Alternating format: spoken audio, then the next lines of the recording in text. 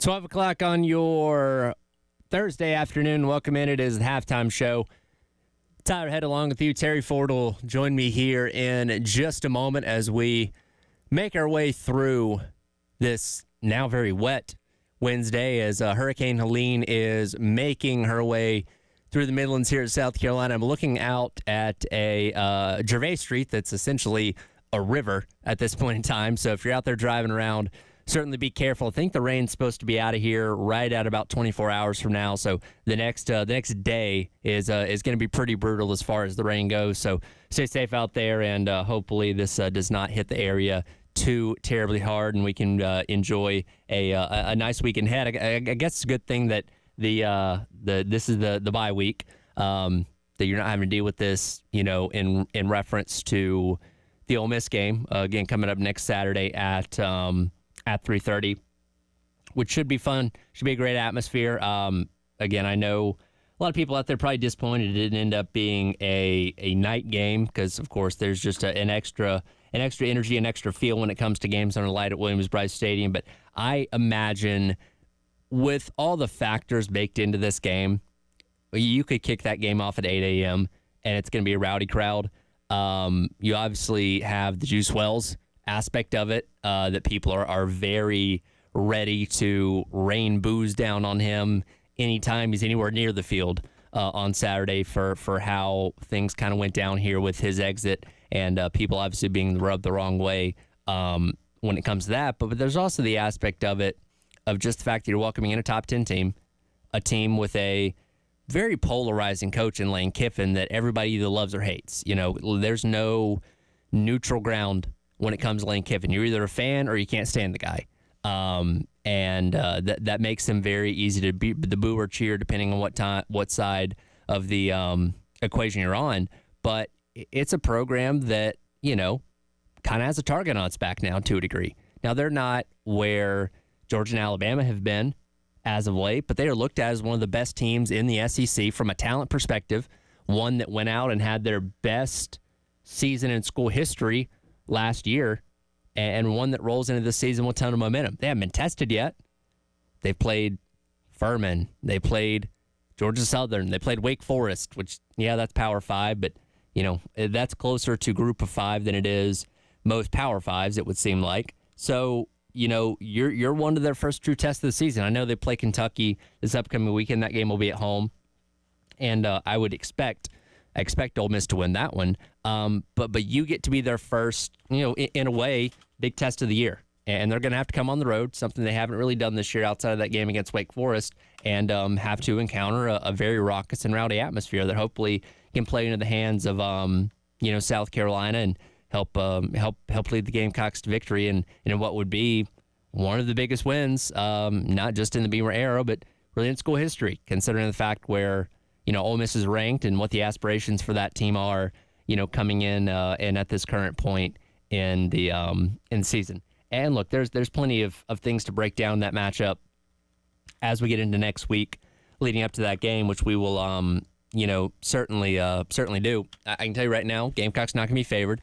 That shouldn't come as a surprise. The Gamecocks aren't going to be favored in the next two contests specifically. That Oklahoma game at the end of October, that's a little tricky. We'll see how Oklahoma performs over the course of the next couple weeks. But, if I had to pick it right now, Oklahoma would probably be favored, maybe by a couple points, just given the fact that it is a home game for them. But they've not looked leaps and bounds better than South Carolina at this point in time. And that will conclude what is going to be a very difficult month of October.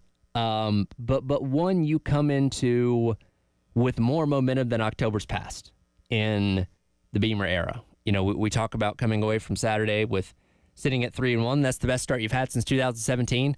Certainly the best start of the Beamer era, as the month of September has not been kind to his teams. And we talked about that as a big key in the offseason. You got to get this season started off strong, because we saw what you had in October, November, and it looked like prior to the season, there's going to be wins were going to be hard to come by during those months. Now, again, what we've seen them do in the first month of the season gives you more hope that you can win 6 or more games based on what these other teams have done through their first couple weeks of competition as well. But there's no denying Beamer teams get better as the season goes along. What's the rhyme or reason for that? We don't know exactly. But you look at their record in September compared to their record in October, compared to their record in November, and it's a steady progression process. So what does it mean that this year you almost handled all your business in the month of October? Of course, if you go back and the game's officiated a little more down the pipe against LSU and you don't lose Norris Sellers, you might win that game. And you might be sitting here at 4-0 and ranked, and we're talking about all kinds of great positive things for Carolina and getting national attention more and all that kind of stuff. You didn't win the LSU game, lost by 3, and again, felt like you had that one and a lot of points over the course of that Saturday, but you can't go back and change what's done. You can only kind of focus forward, but there's no denying the amount of confidence there is in this team, in this program through just a month is very high. And if you can go out there and play the way you've played in the past 3 weeks, I'm excluding the Old Dominion game because that one was obviously ugly, but you play like you played the last 3 weeks, you're going to win more games. You're going to have a chance against some of these tough teams. I'm not saying Carolina's going to go in there and beat Ole Miss, go in there and beat Alabama. If I had to pick both those games right now, I would pick the opposition. But that being said, with how good Carolina is on defense, with the pressure they're putting on quarterbacks, you're going to give yourself a chance in those games. I'm not saying you're going to be in every game late in the fourth quarter, but if you have a defense that you can fall back on, that's going to give you a chance, right? We obviously need the offense to continue to progress. We need Sellers to be healthy first and foremost, which by all indications he should be good to go next weekend against Ole Miss. And hopefully as we get into October, we see leaps forward in the passing game. We see better run blocking up front, pass blocking, all those kind of things that make this a more well-rounded and complete team. But for where you're at right now, with the fact that not everything's perfect, that you still have areas that need significant improvement, I think it's pretty notable that you're sitting at 3-1. Now, yeah, you played Old Dominion, you played Akron, you won those games, and especially against Akron, you won that game the way you needed to win it. So there's never been this much momentum coming out of the month of September for a Beamer coach team, and hopefully that bodes well for what are always 2 better months in October and November anyway. Yeah, and hi, how you doing? By the way, a nice swim from Partee Golf and back. I was going to say, you got a nice little river on Gervais Street behind us there. It's a nice little trip. Because we always have to make sure we can do a broadcast correctly before we do a broadcast. So we took a little ride out to Partee Golf in West Columbia. Yeah. Took the submarine. So you might have to be swimming to find the balls there. I tell you, and in all honesty, if you don't have to go anywhere, obviously don't. It is a bit of a mess as we are chucking along in the weather. Obviously, we got the tropical storm watch going. There's been some tornado watches. There's all sorts of things happening. So just stay home or be careful if you can't stay home. It's nuts. Right. Because we just did it. Anyway, so, yeah, the good news is that you're 3-1. It's the best start since 2017. And look, let's be honest. You've had 2 teams you can get yourself right on with Old Dominion and Akron. But the flip side is you went to Kentucky and whooped the Wildcats. And we all know you should have walked off the field at Williams-Brice with a victory over LSU. So, yeah, you had a couple of cupcakes in there, but in between your cupcakes, I mean, you had a steak and egg sandwich. Right. A nice biscuit with some good hearty steak in it. So you got to feel good at 3-1, not just the fact you're 3-1. Now, if you'd have played one of these Kentucky schedules where your first 3 games are a dental school, and some landscaping company and whatever, that's one thing. But you've played 2 SEC games to go with Old Dominion and Akron, and you more than held your own. You did. I mean, you really, again, should be 2-0 in the SEC. You got to feel good where you're at. And, yeah, is October a bear? Oh, God, yeah. If you get, look, I'm not saying you shouldn't think big. Think big. I mean, again, Ole Miss hasn't played anybody yet, and we'll see what Ole Miss is. I mean, obviously on paper they look scary, but we'll find out. Also, I mean, the game is in Oxford. The Kentucky game's in Oxford. A trip to Wake Forest, and this is not to be mean to Wake Forest. It's a fine school with fine people. A road trip to Wake Forest isn't the same as a road trip to Williams-Brice. You're telling me nobody's in fear of going to Winston-Salem? No. So, Ole Miss comes in with a lathered up, well-lubricated crowd for a 3:30 kickoff that not only wants to knock off, which most likely will be an undefeated top 10 Ole Miss team, but also see Juice Wells get the smackdown. Yeah. It's going to be intense. It's going to be an electric atmosphere. How's Ole Miss going to handle that? We'll see. Again, Alabama on paper looks like, in Tuscaloosa, good luck with that. Alabama's going to be, 3-touchdown favorite, 2-touchdown favorite, Something whatever. along those lines. But again, we saw Alabama kind of trip over themselves for 3.5 quarters against South Florida, and I would think South Carolina's a better team than South Florida. And then Oklahoma looks like they can't protect anyone. The offensive line looks like 5 cardboard cutouts. And and Tennessee's got a really good D, but Tennessee's pass rush isn't South Carolina. Right. So, and who knows? I mean, for all we know, honestly, who knows who's quarterbacking? Josh Heupel might quarterback Oklahoma. Well, at that time, Michael Hawkins getting the start this weekend against Auburn. We'll see how that goes. I mean, if you had to make it the line right now, Oklahoma's probably going to be like a 2 or 3 point favorite over South Carolina just because they're playing at home. But if they go out there and don't look any better on offense these next couple weeks, Carolina could be a favorite going into Norman here in a month from now. Yeah. So I get on paper, you look at these three and you go, because I understand the mentality of, just get one. Can you steal one of these? And then you're going to be 4-3 going in November or whatever. Yeah, I get that thinking, and I understand that. And could you lose all three? Sure. But you could also go 2-1. You could also win more of these than you lose. So I just think watching this team in September, for me, speaking of just me, I don't feel like anything's impossible. Even if you aren't favored and doesn't look like you're going to win, I can't sit here and say, you have no chance. Because I think there is a chance here. This defense is for real. You get a pass rush coming after some folks. You force some turnovers. There's no penalties on your pick sixes, or you're setting up your offense in really, really nice spots to score touchdowns. All of a sudden, you look at the scoreboard and go, wow, how about that? Yep.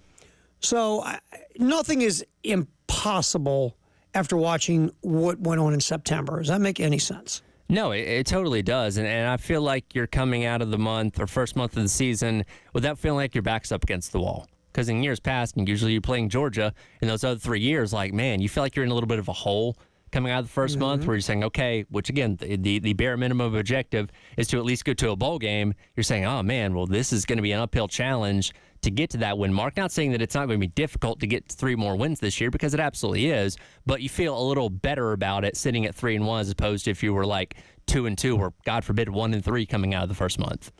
So we will talk more South Carolina, obviously, as we sit in the bye week. What's happening moving forward, which is a pretty daunting-looking schedule in October that we just discussed. All right, this UNLV thing. I had a couple thoughts in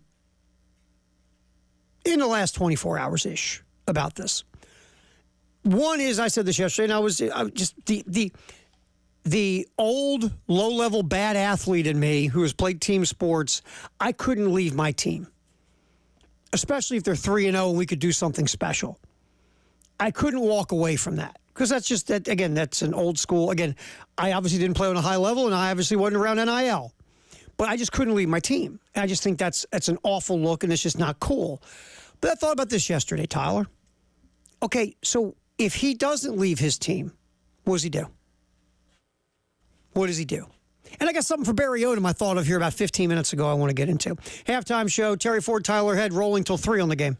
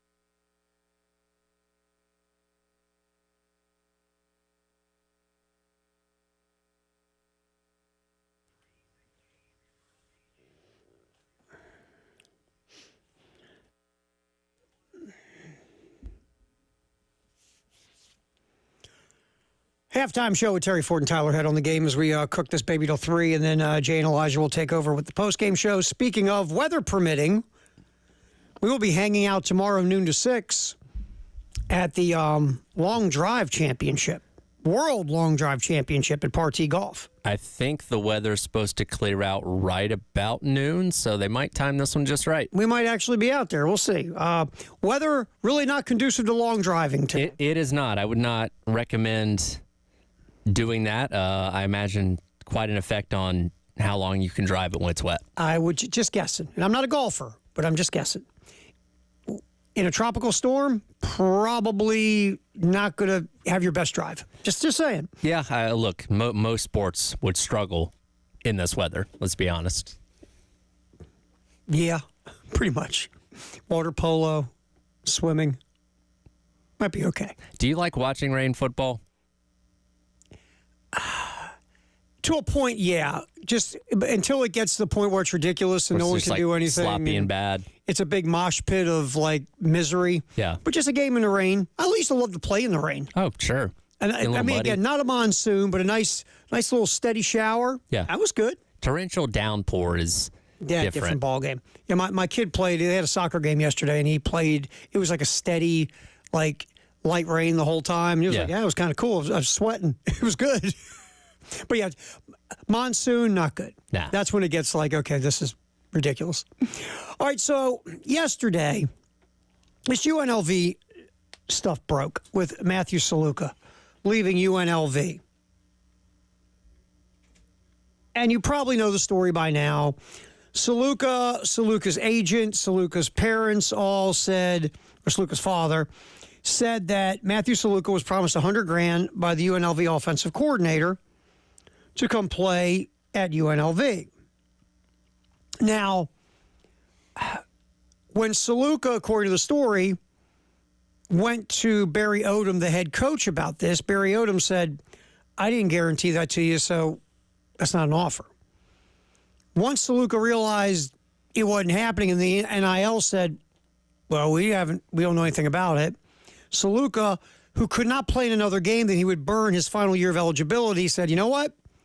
I'm out. See you. Bye. And I said yesterday, I understand, because I'll get to this in a minute. I believe the kid and his reps, and we'll get to that in a minute. But going down the road of believing the kid, I get it. They offered you something, and they're not giving you what they offered you. But walking out on your team, man, your team didn't do this to you, and you're the starting quarterback, and you're 3-0 and all that stuff, and it just playing sports at whatever level, you just don't walk out on your team. But then, yesterday I was thinking about this. Because, like, when I say stuff like that, I really try to run through my head, okay, what is the solution to this problem? Then if you can't walk out, if I say you can't walk out on your team, okay, what's the solution then if you don't walk out on your team? Stay and play after you've outed them? Is that going to get you your money? And what kind of relationship now do you have with your head coach and your offensive coordinator? And then what kind of dynamics that take to your locker room with this mess going on? And I go back to, is that going to get you your money? Because if you play, your eligibility's over. So you're rolling the dice that by outing them and continuing to play, they're going to come correct and give you your money. But we're seeing right now, there's no conversation about that. So my question to you is, okay, if we go down the road of you can't leave your team because your teammates didn't do this to you, you're 3-0, you have some type of legit shot to not only win the Mountain West, but God forbid, maybe fall into the playoffs if you can handle your business, and you're walking away from that. So if you're not going to leave your team, Tyler Head, what is the solution? Oh, man, that's a tough question because you don't have any leverage. If you're playing out there with the for the pride of your team, nothing else, but you're trying to somehow get this money that they allegedly promised to you, there's no incentive for them to do that. If you're still going to play, like, all right, you're still going to play for us, that doesn't mean it's suddenly going to magically appear. The minute you play in game 4, whatever leverage you have is gone. Right. So just because you've outed them, and you saw what they did, they came back with the rules Yeah. that no one's following. And here's the thing, too. You're at UNLV. This is a program that people usually don't pay a whole lot of attention to. Let's say Sluka comes out on Monday and instead of announcing his red shirt, puts this out there, hey, they promised me $100,000. They're not paying me that. I'm still going to play the season, but I'm putting this out there to publicly shame them into eventually giving them this money. This will be a headline for a couple days, but as soon as we get in the next weekend, this is going to go by the wayside. We may come back to it later, like, hey, remember that UNLV kid that was trying to out his coaches for not paying him? What happened to that? Morty, what was his name? That's not going to be relevant enough in the news cycle where I think it's going to build up enough to put pressure on whoever needs the pressure put on them to pay you that money. So again, if you don't leave the team, you really don't have any leverage. And again, I'm not condoning walking out on your teammates, but man, that's a tough spot. I feel like now that I've had a chance to think about it, in this situation, just this situation, when you have no eligibility left after this year, and you came to that school because you were promised something, really this is all you can do. So to be fair, and I said it yesterday, it's a bad look. It's low grade. You can't walk out on your teammates, and I believe that. I truly do. But as I step back and look at this situation, because life is about situations individually, I don't think there's any other recourse that Matthew Saluka had but to do what he did. If this is true, what he's saying, and I'll get to this part. Here's why I believe Saluka the more I think about this. And Elijah and I were spitballing this a little while ago. If you are truly trying to extort more money from the team, let's say they gave you $100,000. Let's just say they did. But now, because the team's 3-0 and you got a higher profile, you're completing 43% of your passes, you have a higher profile conceivably, and now you want more dough. And then you leave, making up this story. Well, isn't there a paper trail of $100,000? There should be. Even if you take it out in cash and put it in a suitcase to give it to Matthew Saluka? There was a transaction that had to have taken place somewhere. Or let's say you're paying a certain amount of increments to Matthew Saluka. Isn't there some, wow, that's a lot of money you took out right there. It's one thing when Tara goes down to the Sonic and pays $10 for a meal, who cares? But all of a sudden, if you saw my bank account and I'm ripping out $10,000 and $15,000 or whatever for miscellaneous cash transactions, something's going to show up is what I'm saying, right? Or Saluka's bank account. He's what, 22? Probably not a lot of big deposits going on in the Matthew Saluka bank account.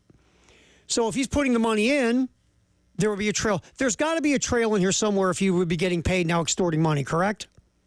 Theoretically, yes. And I believe the only money we know that he actually received was his stipend, which I think was $3,000. And the relocation. They said they pay his relocation. And that is, there's tangible proof of that. And that's a good point that you bring up, that, if he was trying to twist their arm to get more than whatever he was promised. Wouldn't they show it? I mean, wouldn't they come out and say, here's a transaction list to cover themselves? I would think so. And then if you are trying to extort and they tell you to kick rocks, why would you why would you leave? Because again, the story's going to come out. You were trying to squeeze them for more dough, and now you're leaving. Now you know what you are? You're a scumbag. Who's going to now bring you on their football team? No one. This is why I believe him. And one other thing on this, and really, I mean, feel free. You can hit our YouTube channel, Chad. You can hit the Firehouse Sub text line, Love Chevy phone line. What else could this kid have done? And we're not going to go down the road of, well, he could have not taken NIL. The NIL is here. NIL is the world. That ship is, forget it. He shouldn't just be thankful for his free education. Exactly. Let's not go down that road. Those aren't, in all due respect, those aren't the answers. I'm looking for real, if you were this kid, what else would you do? If someone could think of a better idea, because I can't, what he could do that doesn't involve leaving his team, I would love to hear an idea. Because I can't think of anything. You can't. I've thrown to 3 or 4 people today. Nobody can think of anything. But I do have one last thing about this regarding the head coach, Barry Odom, and what he did here. Because we haven't talked about Barry. We'll get to that next. It's a halftime show. Terry Ford and Tyler Head. Glad you could be hanging out. We are running up until 3 here on the game.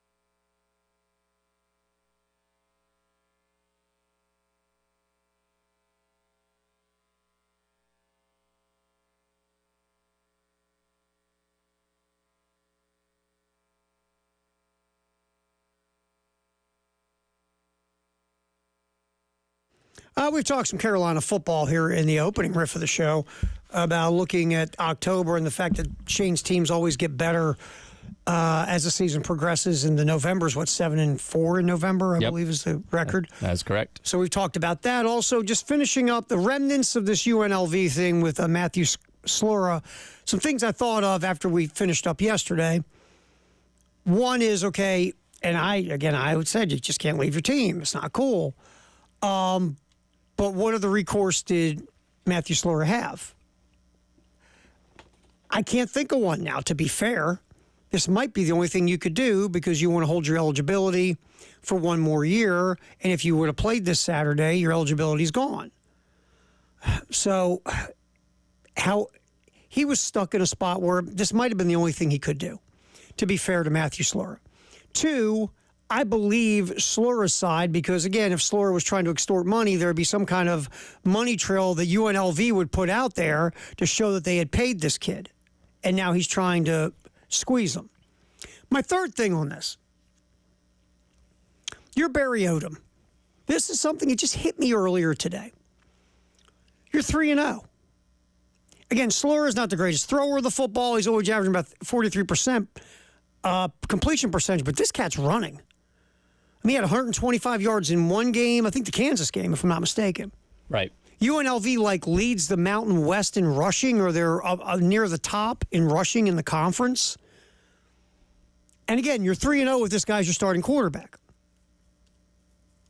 So if we say, man, it's not right to leave the team.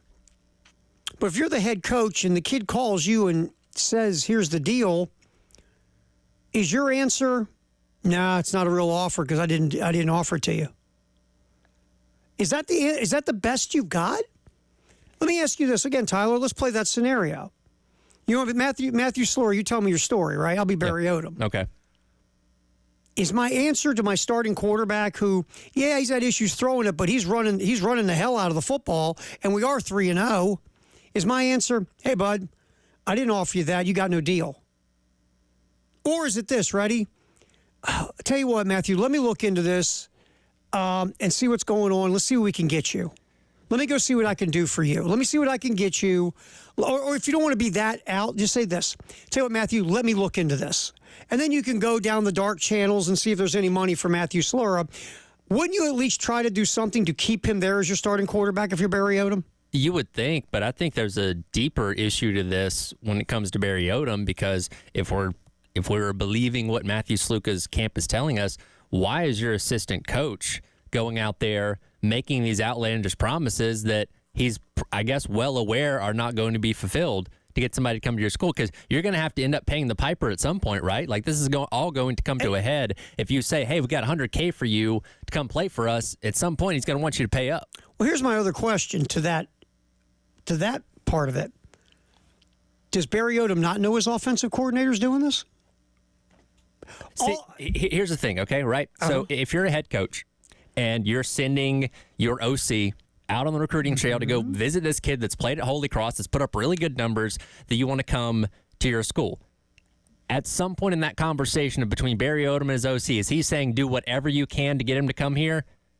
Is that enough of a parameter to be said, well, if I'll promise him $100,000, we can find it somewhere, right?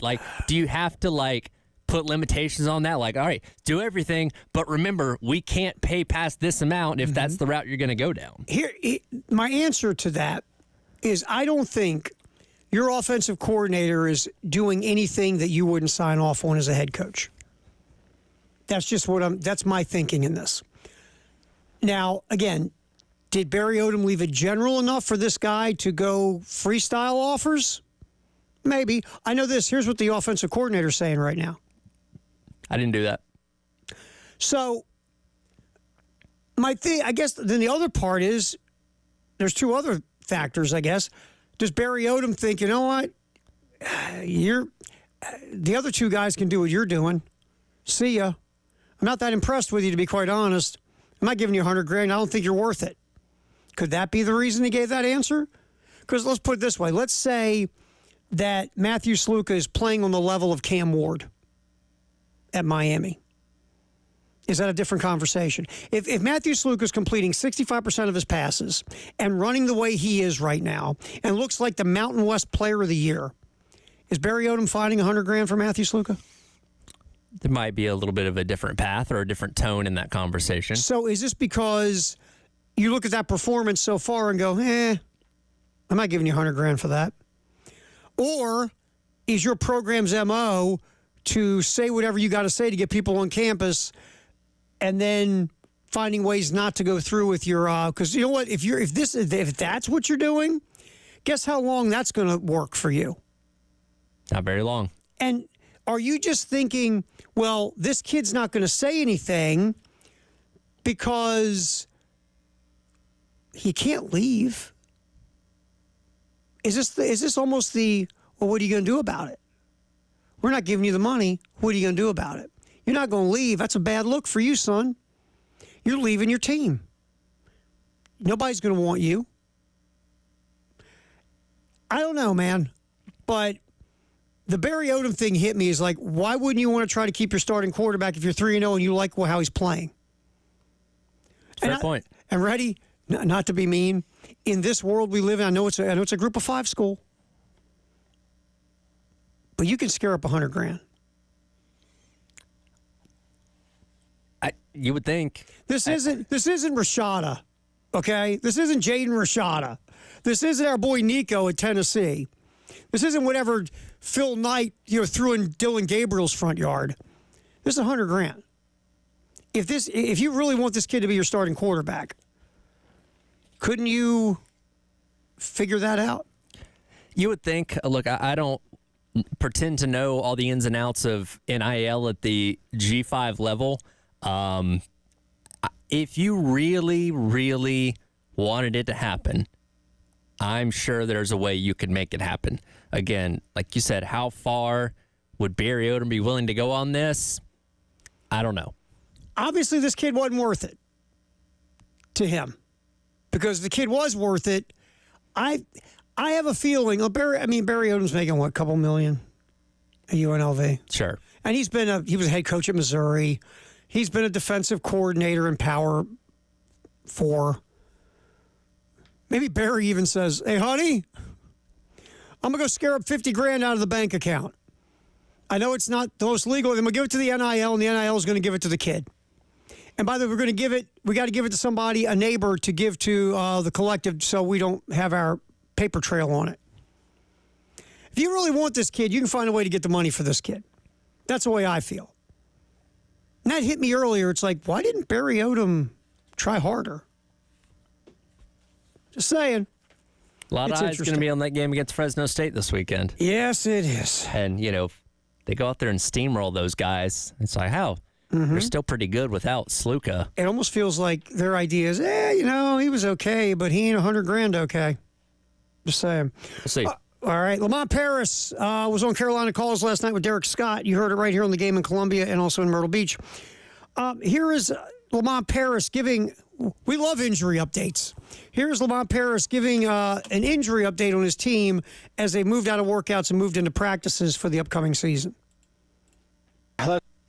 I think we're pretty good right now. We had an injury, one of the last workouts. It seems like it always happens this way.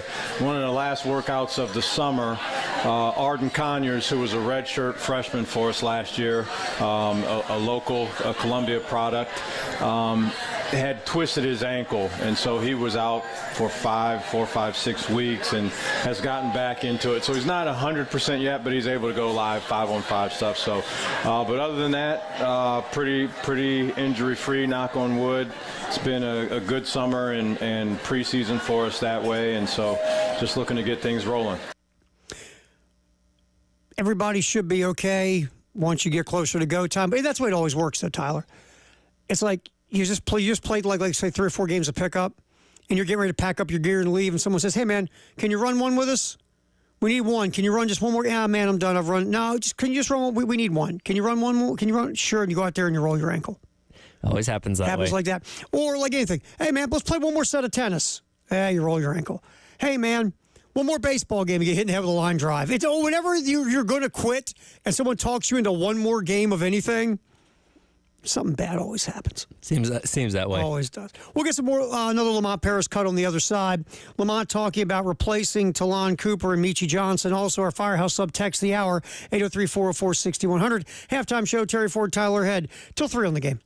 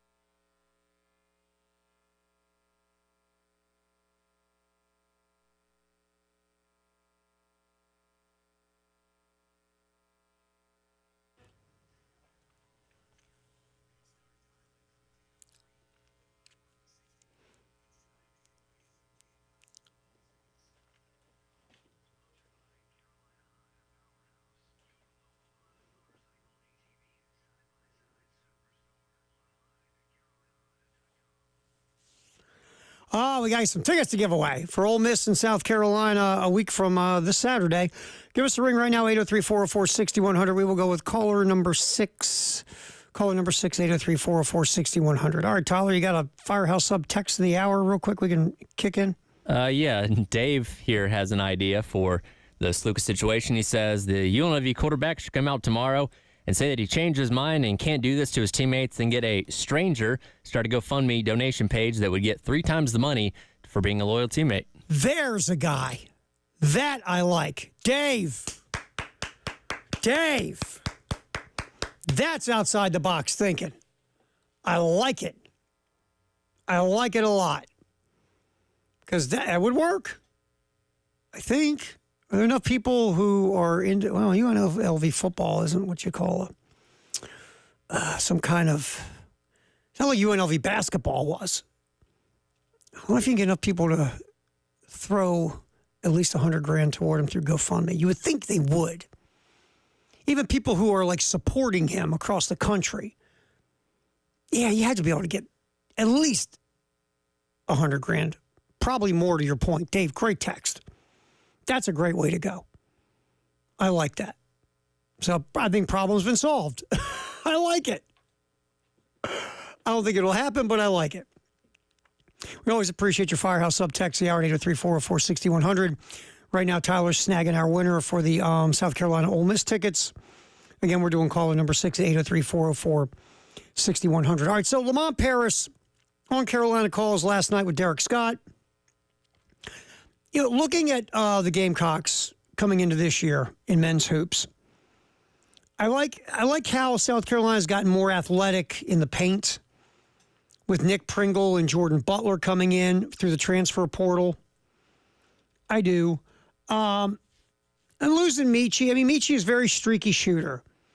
And Michi, there are nights Michi could throw up shots blindfolded from the parking lot and they would go in. And there was nights Michi, couldn't fall out of a boat and hit water. But Michi's defensive effort and his leadership and his intensity is going to be missed. And those nights when he was good, Michi. But the biggest question mark obviously will be who's replacing Talon Cooper. Now, Jamari Thomas, they're going to hand the keys to Thomas, coming from Norfolk State, averaged about almost 17 points a game, solid three-point shooter, really quick dude. But he's a different player than Talon Cooper. He is not a pass-first, run-the-offense type of point guard that Cooper was. But again, not to say that won't work in how Thomas is going to play. It could work. It's just Cooper was so vital to the success of that basketball team last year, how he ran the show. You saw how much better the offense was when you had a real point guard. So that's going to be, to me, the biggest, how do you replace Talon Cooper? I think we have time, Tyler. Hit real quick. Here's Lamont Paris, cut 5, replacing Michi and Talon.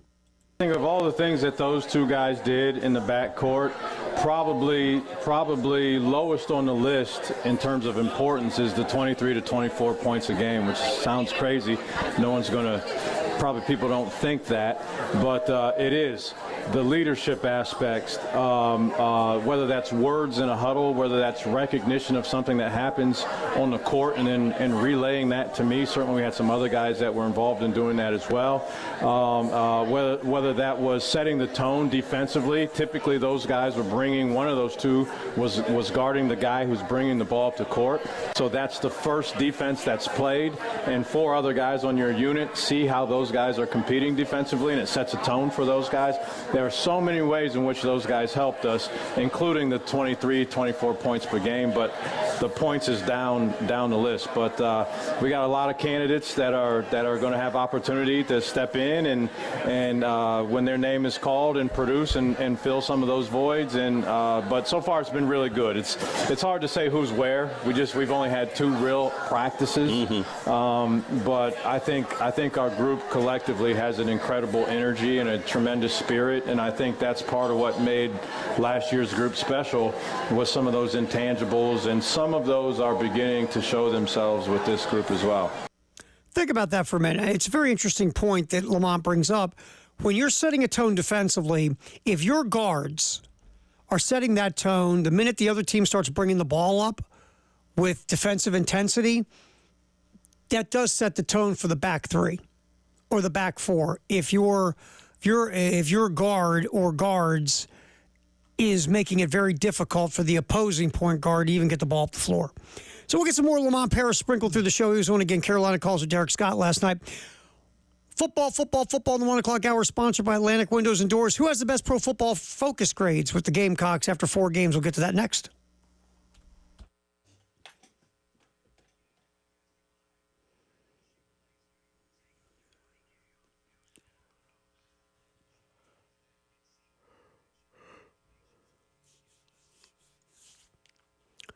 Men's Clinic of South Carolina, Dr. Dan and the staff here for you.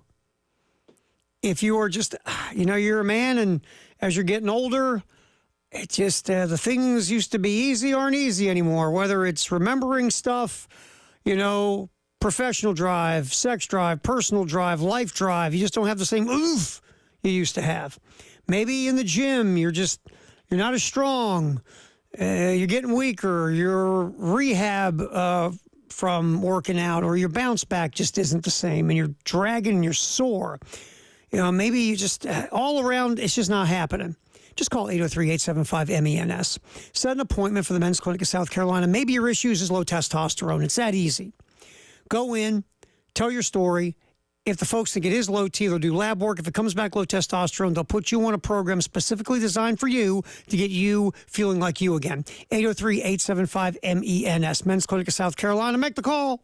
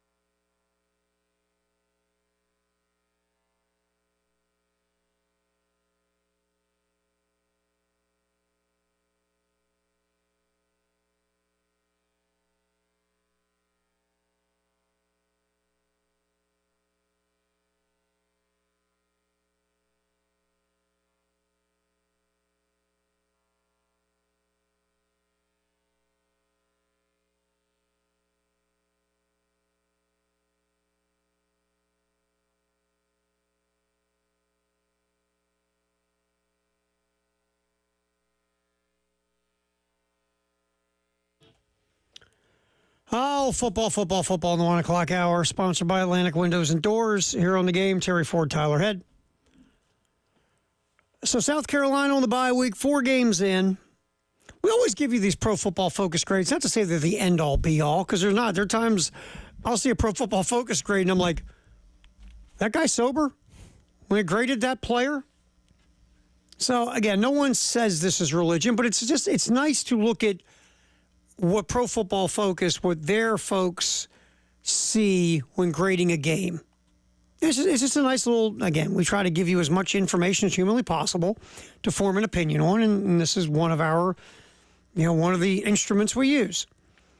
All right, so if I asked you, Tyler, who do you think, and this is someone who has played in over, let's just say over 100 and, let's say over 100 and, say 4 games, 120 snaps. Does that sound fair? Okay, sure. 120 snaps. Sure. Who do you think is the highest rated offensive player on the team who's played in 120 snaps or more? Overall best offensive player. Grade-wise. Grade-wise. This is the overall grade? Yep. Oh, man.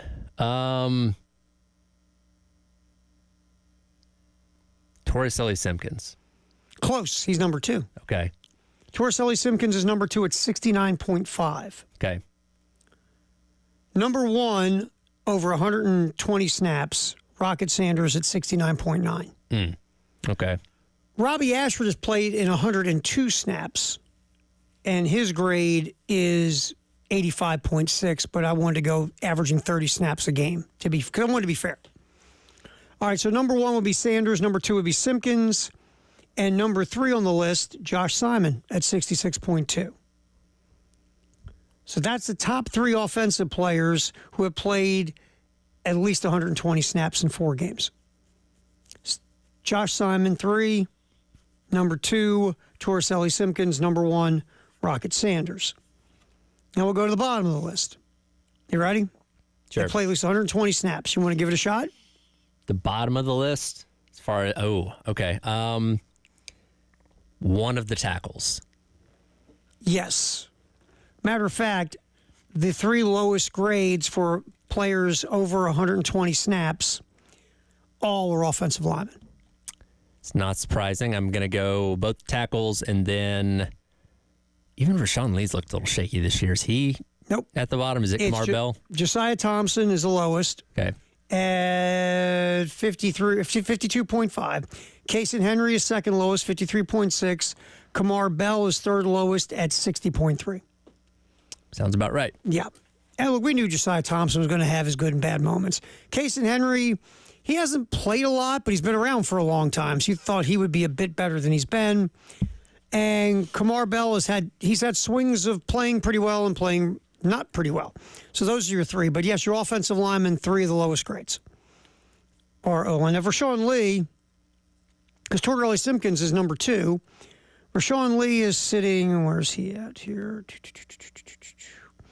He is 4th behind Josh Simon.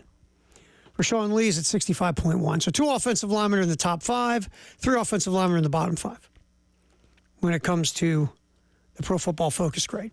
Now, and we'll circle back this and go a little bit more deeper dive per se, but okay, defensively, same premise. Got to have at least 120 snaps under your belt.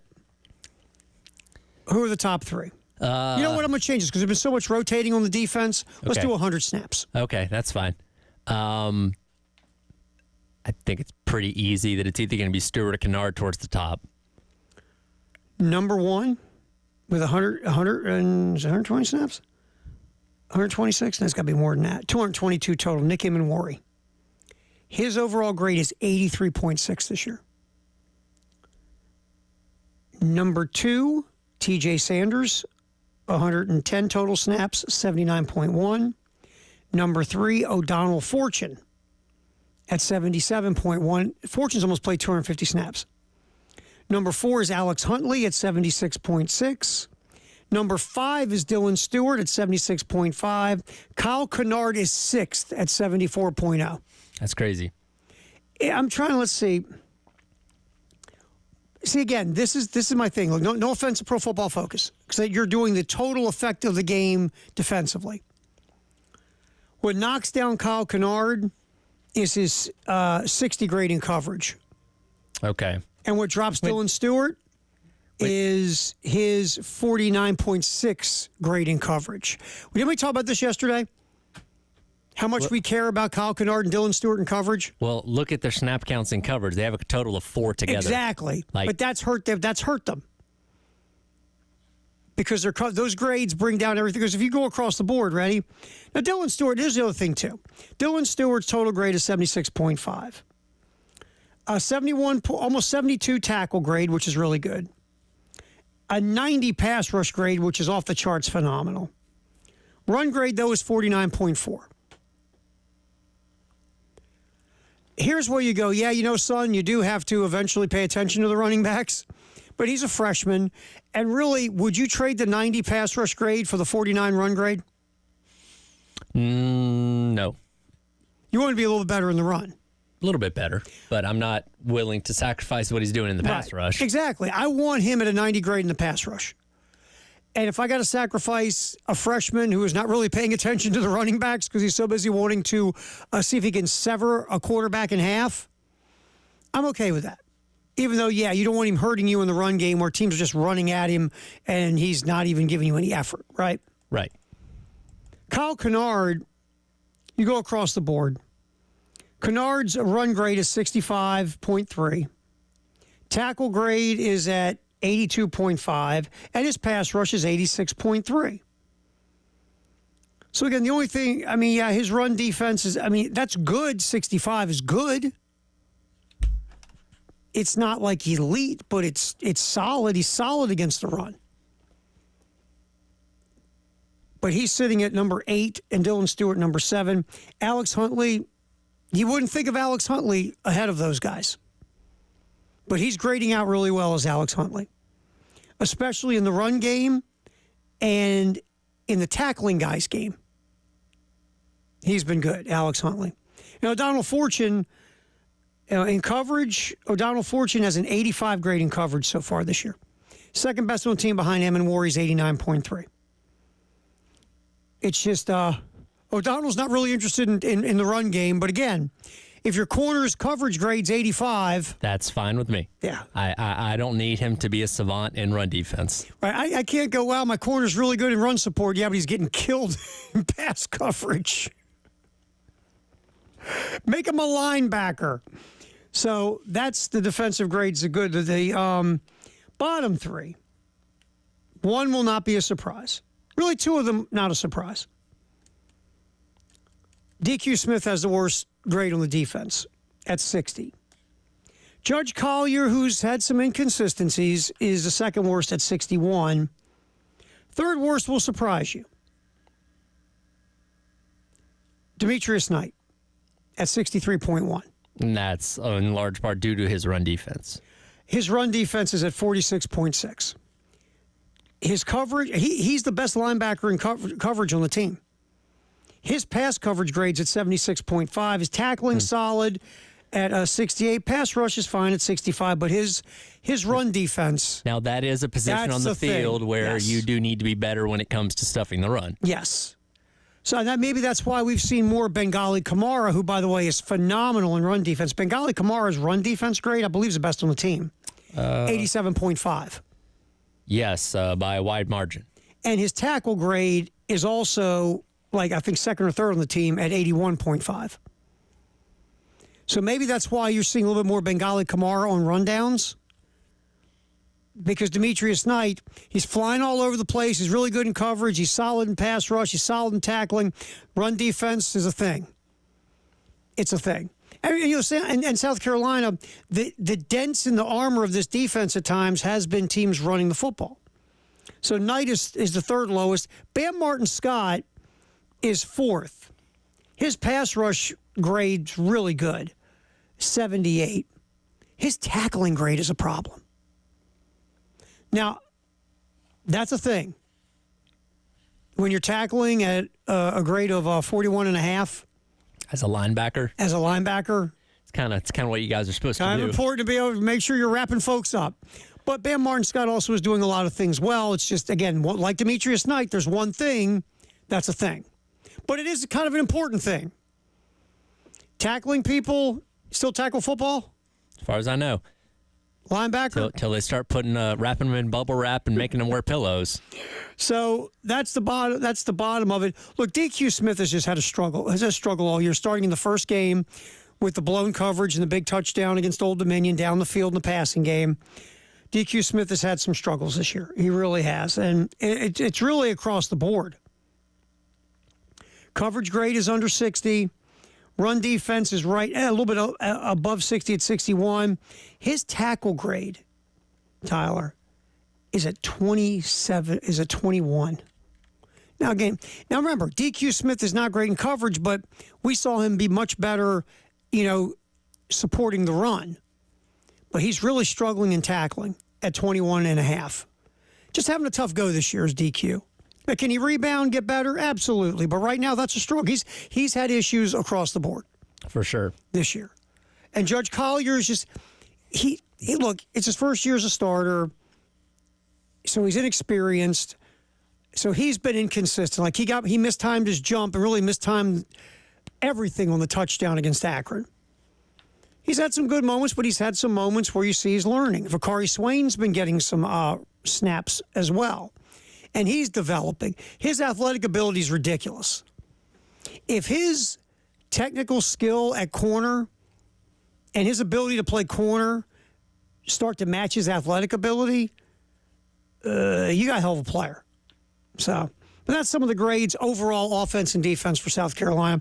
We'll dig into some more. We'll deep dive into some more of this as we go along the next couple of days. But we just want to give you the basic, what Pro Football Focus says about the Gamecocks on both sides of the ball, offense and defense.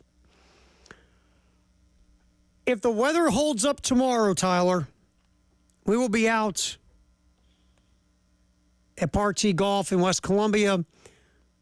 It is the Ultimate Long Drive World Championships at Partee. Again, 3209 Charleston Highway in West Columbia. We'll be there from noon to 6.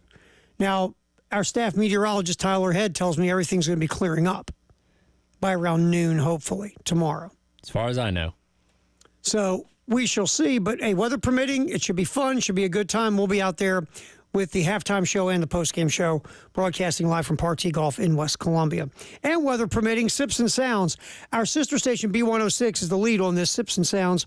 It's the ultimate sampling of 40 brands of local and national craft beers, wines, seltzers, spirits, all sorts of cool sampling. Live performance by Ken and Drew from Sister Hazel. Also, was it Dazer, I guess it would be? Mm-hmm. And the Donovan twins. That's this Saturday. There's no Gamecock football. This should be fun. Go to sipsandsoundscola.com to get more information. By the way, it's a sweet deal as well. I think it's $30 general admission to get in. All these different tastings. There'll be food. You got music. Sounds like a blast. So that's this Saturday. Go to sipsandsounds.com to get more info. Firehouse Sub text the hour will come up in about a half an hour. We'll continue taking those. We'll get back in here, though, as we continue talking football, and more football in the 1 o'clock hour. Do coaches listen to the noise? Does a coach ever admit that he listens to the noise? Let's talk about that next. Let's have a cut of a coach who says, I don't listen. But, of course, he's talking about us. What does that mean, Tyler? Means he had to hear something. Halftime show, football in the 1 o'clock hour, sponsored by Atlantic Windows and Doors, right here on the Game.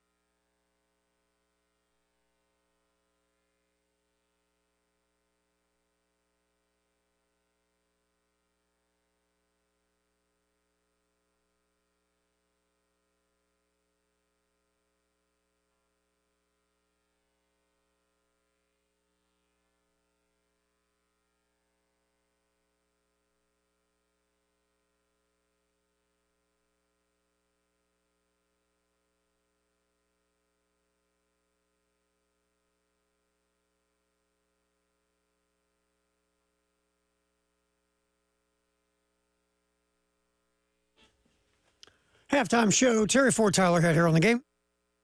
1 o'clock hour is football, like always, sponsored by Atlantic Windows and Doors. All right. Coaches are interesting. They say they never hear the noise. They never watch TV, listen to the radio. They don't know what the internet is. What is a social media? The one thing I'll give Shane credit, Shane acknowledges that he looks at things, hears things, reads things. He's not trying to be some of these guys. Shane will say he doesn't see everything, but he does. Again, Shane will admit he reads something or hears something on the air here. Dabo Swinney, though. Dabo says, well, the opposite. Here's Dabo. Is this on his radio show? No, this is presser yesterday. Remember, he doesn't take calls on his radio show anymore. No, he does not. So here's Dabo. Well, he doesn't listen to the noise. Here's Dabo talking about the outside voices, so to speak. Listen, look at us. No, I could care less about any of that stuff. People say what they want to say. I don't care. It doesn't matter. I don't read any of it. I don't listen to it. I don't let any of that in my mind. I just focus on doing my job every day. I'm not trying to prove anything to anybody, man. I'm just trying to love these guys here, man. I'm just trying to do my job and do what's best for Clemson day in and day out. Put these guys in the best position to go win. Ain't worried about none of that stuff. People say whatever they want. I don't need validation from anybody. I know who I am. I know whose I am. I know where I've been, where I've come from, where I'm going. So none of that stuff affects me or bothers me at all. People say whatever. That's the world we have right now. We've created a society where it's just normal to attack people, destroy people, make stuff up, create narratives. That's just the society we live in. And so you have to choose as a person whether or not you're going to let that type of stuff affect you, or you just rise above it and focus on what you know and what matters. But I don't participate in any of that stuff, so that doesn't matter to me. I could care less. So I've noticed a trend here. Whenever coaches are talking about outside noise, they always kind of deflect, oh, that's just our society. We live this world, we live social media. Remember when we were talking about Ricky Ronnie leading up to the Old Dominion game about the bogus tackling numbers for Jason Henderson, and he said, oh, anybody can put things out there on social media and it gets, people believe it. Like, no, that's not the point we're trying to make here. Like, that's their go-to answer for these kinds. Well, anybody just says anything online and it's all this and all that. Like, do they all collectively get together and say that's going to be their one deflection for this kind of question? Sure. That's what they're going to say. That's the go-to now in general, right? It's that social media, say anything you want, make up stuff. Well, my thought listening to that, well, if you don't, and what's the quote? If you don't listen to any of the outside noise, How do you know what they're saying? How do you know what they're saying? He listens. And here's the thing, too, Roddy. If you don't care about any of that stuff, why'd you stop taking calls on your coach's show? You don't care, right? There's people, you know where you're going and who's you're going and where you're going and when you're going and how you're going, right? According to him. You don't need validation, right? According to him. With that little back and forth with you, Tyler from Spartanburg last year, that wasn't about validation about who he was it? Not at all. Not at all. Nope. Dabo cracks me up. And the thing about him, look, it's not just at Clemson. It's anywhere where a guy's been very successful in a college town, a coach. Could be football, basketball, whatever. Whatever they say, he just gets lapped up, man. And that's why they start to talk like this. Because everything you say, you're getting attaboys and pats on your back and, coach this, yeah, coach, you told him, coach, yeah, coach this and coach that. And when you're wildly successful in a college town, now see, you can't pull that in and I'll go stay down south. You can't do that in Atlanta. You can't be that character in Atlanta because they'll check you. Right. Right? Right. Atlanta Journal-Constitution, you got 2 sports talk stations. You've got multiple media entities in that town. You get checked in a place like Atlanta, for an example. I've seen it happen. Yeah. And so you can get or you can get away with that in a college town where you've been wildly successful. No problem, right? So, for an example, I don't think Billy Napier's struggles is not playing well in Jacksonville. top 50 market, Florida fans everywhere. Gainesville, it might, again, the media might not be as burning on him in Gainesville. I mean, they're negative to it, but you go to Jacksonville, which is not too far from Gainesville. Yeah. I guarantee you, the minute they focus on Florida, they're tearing them up. Yeah. And they're tearing them up. They're ripping off the Band-Aids and causing not scabs, but wounds. And look, getting back to this Dabo situation here, we're not just talking about this one instance, what he's talking about yesterday, but in so many times when he talks about his stance on, not hitting the transfer portal, not embracing NIL the way that other schools have, he's often talking about the outside noise of people saying that he should change, because literally everybody else is doing it in college football, which is so bizarre why he continues to dig his heels in on this. He knows what's being said about him. He's aware that everybody thinks he's dumb for not embracing these new things of college football, and you're seeing your program fall further and further from being at the top of college football because you're not willing to make these changes. Well, because he doesn't think he needs to evolve. He says this. He did last year to Tyler from Spartanburg. Hey, Bub, look at my record. Look at my record, man. And, I mean, that's all well and good. And right now, the folks up north are feeling really good because they punked NC State and Appalachian State after getting embarrassed by Georgia. So people are feeling good. We'll see where it's at later in the year. Because that schedule, if Clemson was the Clemson of about 4 years ago, this schedule should put them in the college football playoff. Agreed? If this was Clemson of 4 or 5 years ago. It should. So we'll see. We'll see where they go. Because the schedule is not daunting. The ACC is wide open. Miami, it feels like Miami is the front runner right now with what they've done so far, but it's early. Mario Cristobal, will we be surprised if they didn't trip over something at some point? Of course not. It would be shocking. So we'll see. But then again, Dabo doesn't listen to any of the outside noise anyway. At all. Hey, September is Hunger Action Month. The game and Hardee's getting together. Teaming up for the Hardee's Roundup. Just go to your participating Hardee's and round up your bill to the nearest dollar amount. All donations go to the Harvest Hope Food Bank for students. We are out today at Garner's Ferry at Hardee's.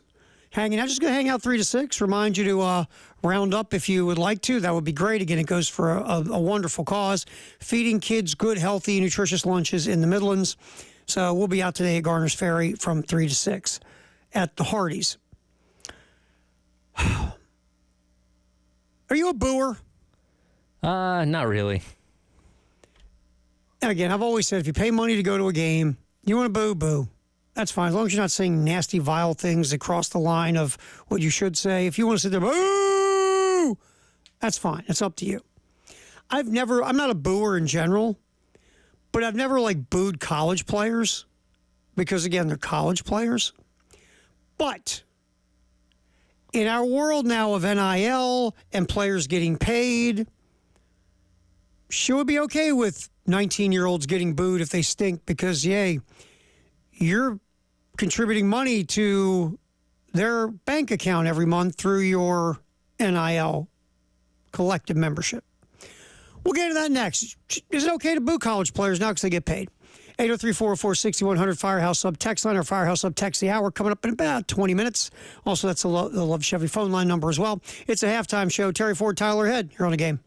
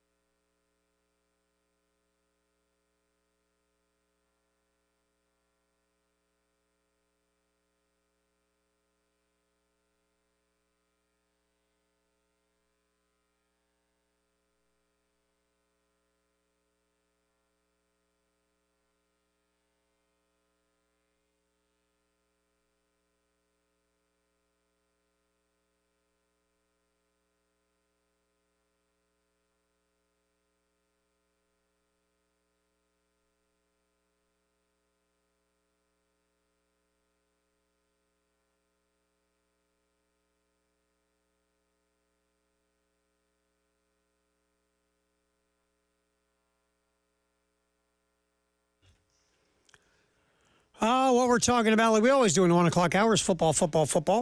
Here on the game, we went over the Pro Football Focus grades. South Carolina, top and bottom, 3 offensive and defensive grades for the team. Were you surprised that Torricelli Simpkins was so high? I'm not. Legitimately, he's been perhaps the best overall offensive lineman they've had this year. Now, again, the line as a whole has not played spectacular, but look at his numbers, what he's given up pressure and hurry-wise, and I think he's only been attributed 1 sack so far. He's actually kind of been the best. It was interesting. I think it's the Akron game, in 25 snaps and pass protection, goose eggs all the way across the board. He's been really good as a pass blocker, as a pass protector. Best pass protector on the offensive line. Rashawn Lee is the second best offensive lineman. He's in the top 5 in Pro Football Focus grades, but the other 3 offensive linemen at the bottom of the Pro Football Focus grades for the offense. Defensively, Nicky Manwari's having a heck of a year, but the fact that he's the highest graded player on the defense I thought was interesting. TJ Sanders doesn't surprise me, Tyler, because he is a good player, but he's in a rotation, right? So we don't think of how much he's affecting the game, plus he's the interior defensive line. We never really talk about those cats anyway. Mm-hmm.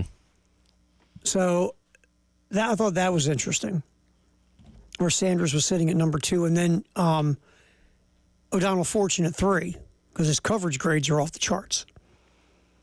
And the fact that Dylan Stewart and Kyle Kennard are ranked 7th and 8th on the defense. Because of those 4 snaps they've taken in coverage. Yeah, it's just, that's the way Pro Football Focus grades. I mean, to me, those 2 guys in coverage, that does not affect the game. Those guys rushing passers and inflicting pain, that impacts the game. So, anyway, very interesting with the Pro Football Focus grades. All right, I thought it was a nice read in The Athletic about an opinion piece from Joe Rexrode. Is it okay now to boo college players because they're getting paid through NIL? And I'm not a booer. It's just not my bag. I think usually a team knows when they stink. They don't need to hear me go, boo. Oh, wow, I thought we were playing really well. Now they're booing. I'm stunned. Teams know. Players know. Some players go, you know what? We suck. We deserve to be booed. And some players go, hey, you're supposed to be loyal no matter what. So, I mean, that's always the argument. To me, you got every right to boo if you want to boo. You paid. As long as you're not screaming awful things at people, feel free. And that, to me, that was my rule for pro sports. Never, ever even crossed my mind to boo college kids. It's just they're college kids. But now they're getting paid. Does that change the thought process? It changes the relationship that you have with the player on the field. Because let's think about this from the pre-NIL era, where it was just you get a scholarship, come play football, and if you're good enough at the college level, you get a chance to go to the pros. So at that point in time, that athlete on the field, and we're just talking about football in this sense, was representing the school that you went to, grew up cheering for, have loved your entire life, whatever it may be. You did not have a direct link to that guy on the field. Now, yes, if you are displeased with his play on the field, that's one thing.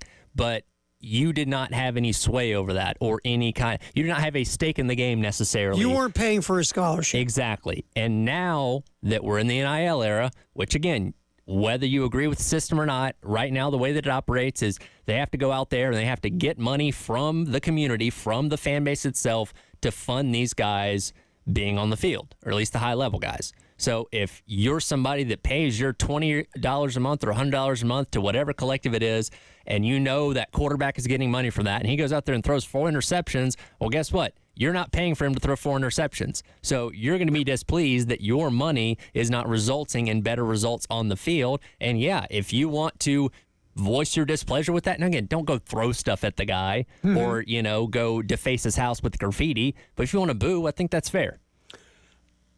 I agree with the idea of if you want to boo, boo. Even though it's not my bag, if you want to boo, you paid for a ticket, or you're paying $50 a month in NIL and you're not happy with DJU at Florida State, boo.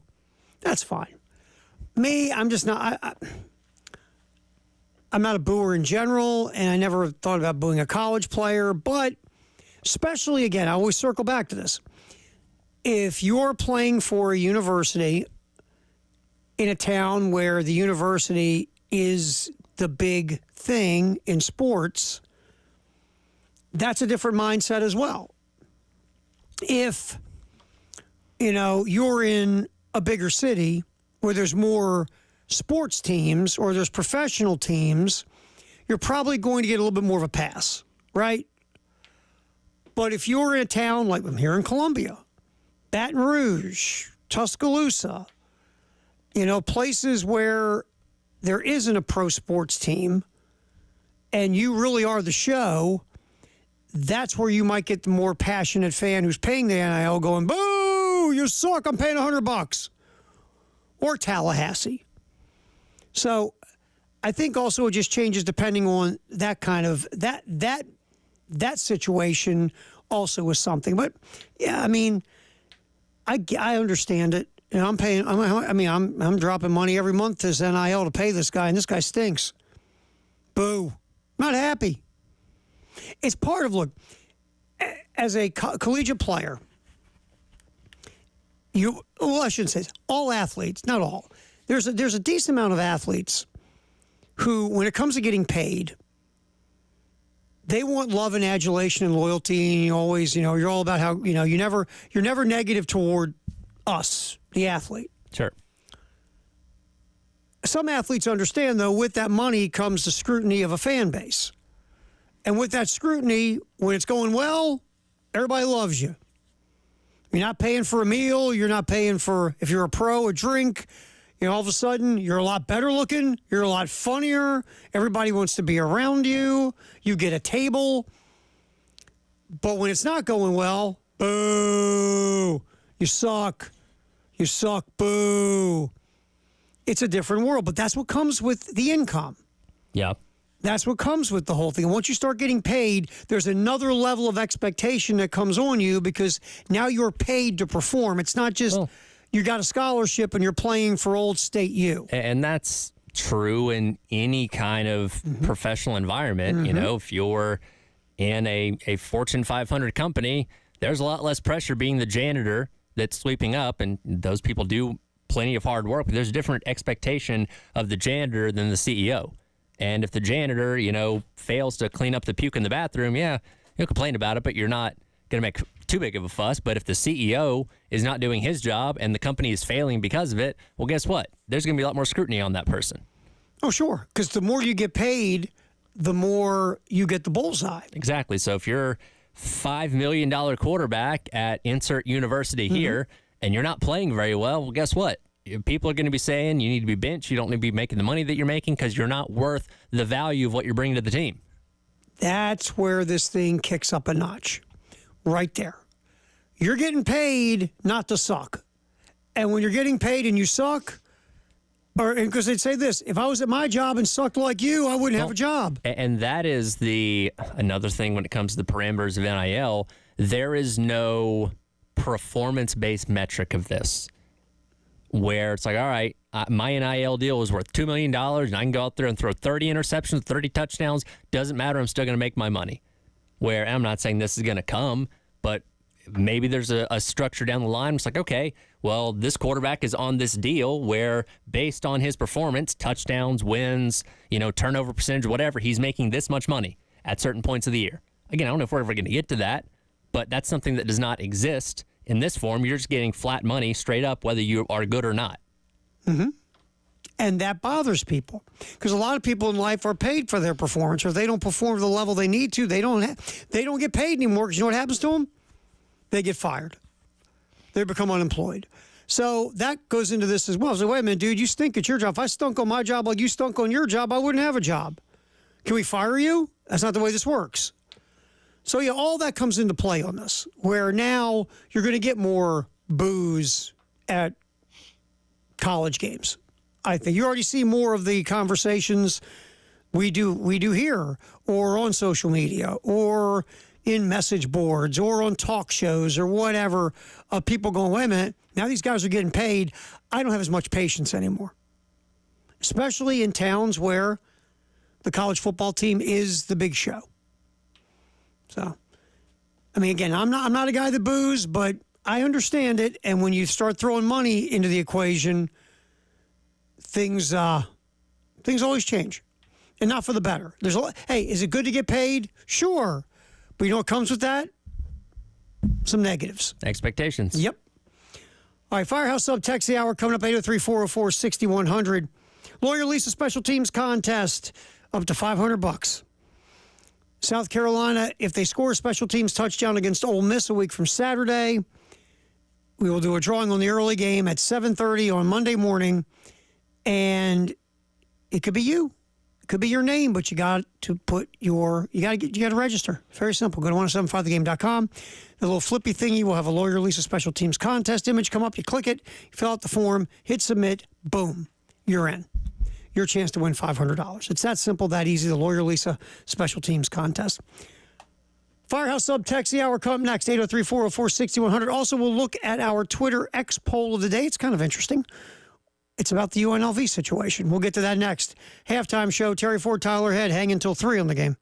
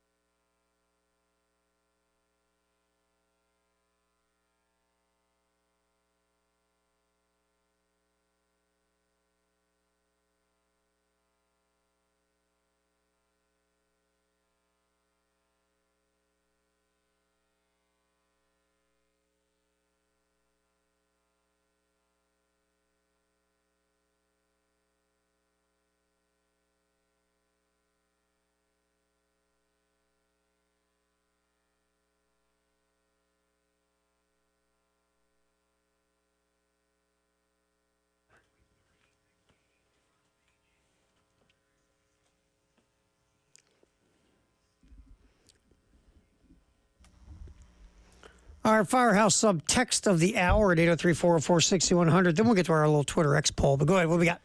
Yeah, Jason weighs in, reference to the Dabo clip we played earlier. He says, Gamecock fan, but Dabo's right.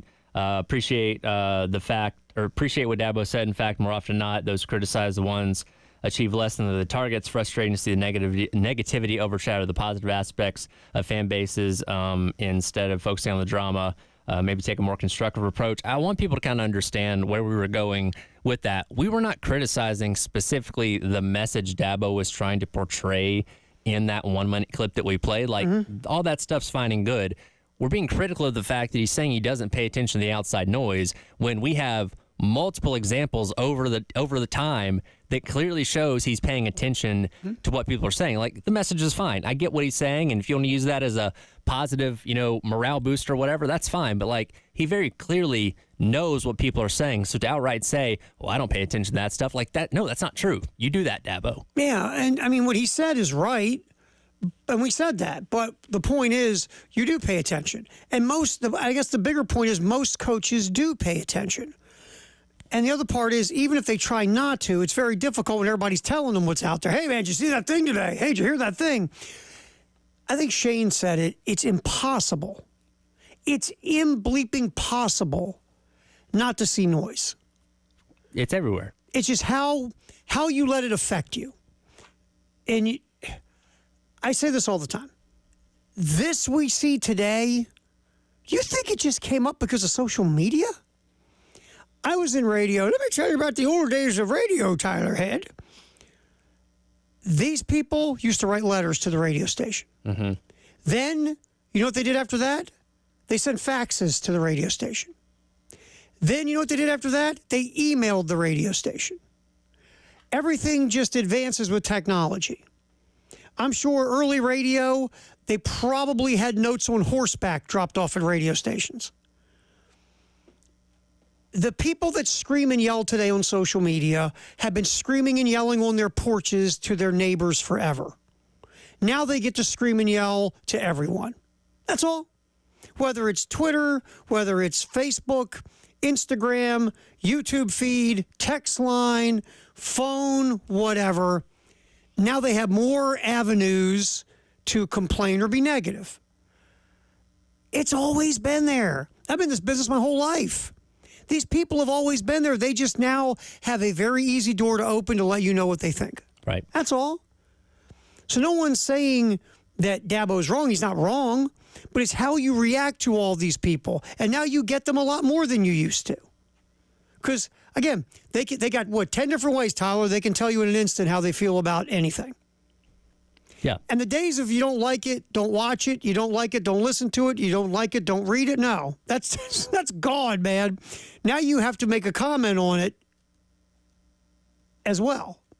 That's just the world you live in. And it's how you react to it. It's not about turning it off. You can't turn it off. You can't turn it off. Whether if you're commenting about the local radio station, the local sports team, the local restaurant. Hell, how many times before you go to a restaurant do you look at the reviews? Quite often. And let me ask you this. How many of those reviews do you think are objective by true customers who go in and they just give you their thought without any kind of agenda? I don't know. That's what you don't know, right? Yeah, that's right. So we go by all these things. We see like a social media post or you see a review or whatever. You don't know what's behind it. You truly don't know. And that's the other point. But it's how you react to the noise. It's not I turn it off because you really can't. But it's how you react to the noise is the other part of it. We appreciate the text, 803-404-6100. All right, real quick.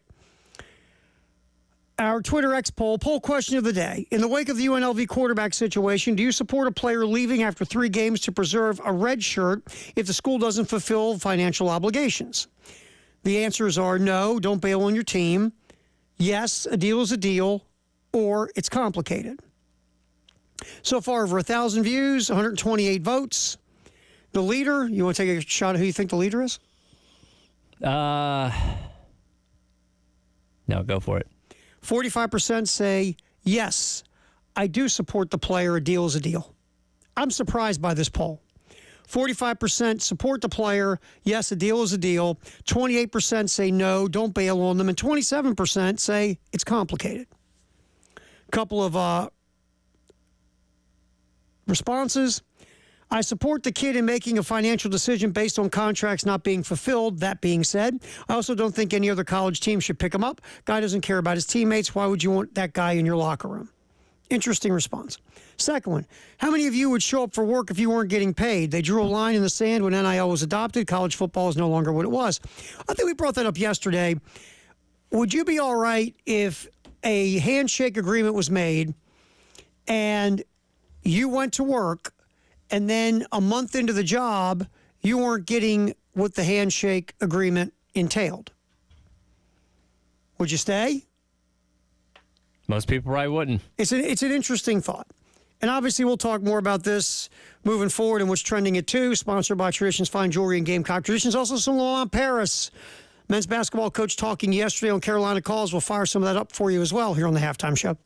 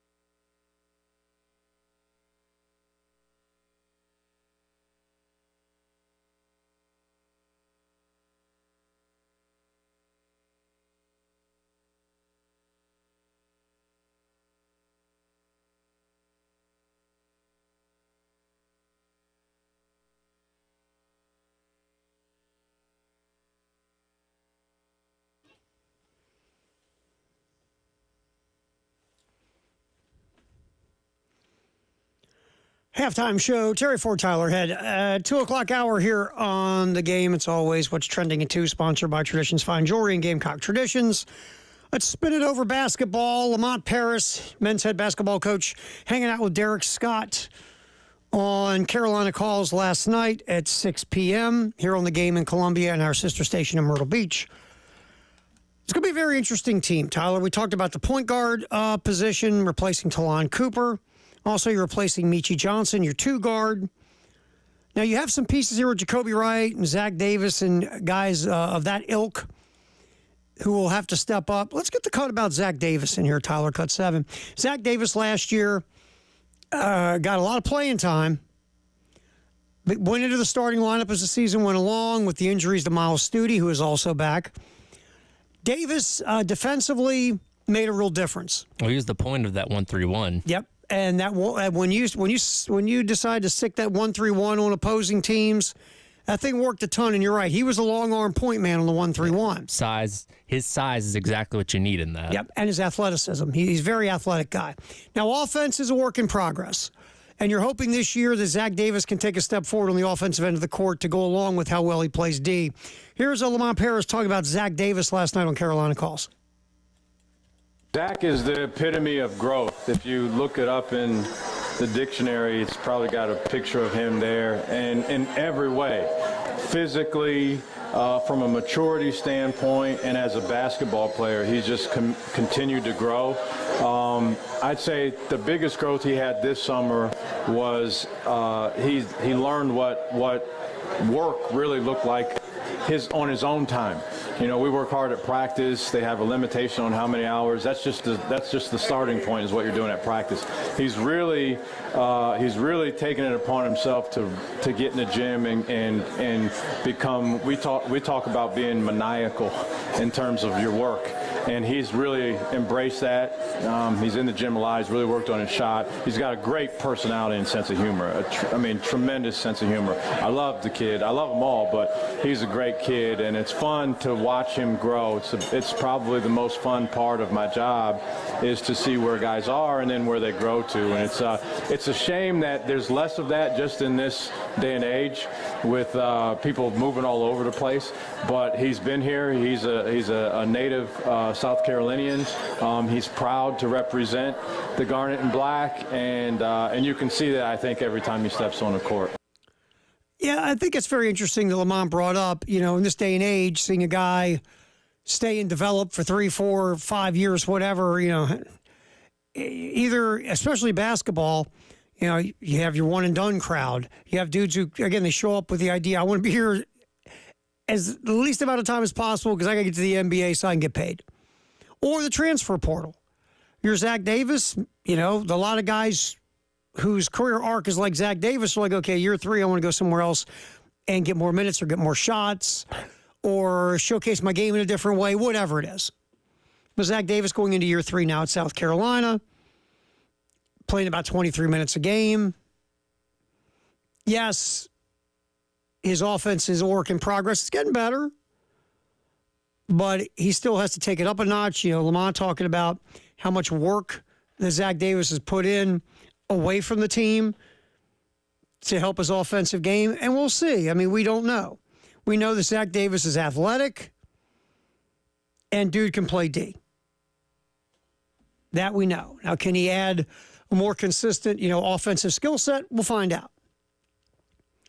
But Zach Davis is coming back. Yes, you don't have Talon Cooper at the point. You don't have Michi at the 2.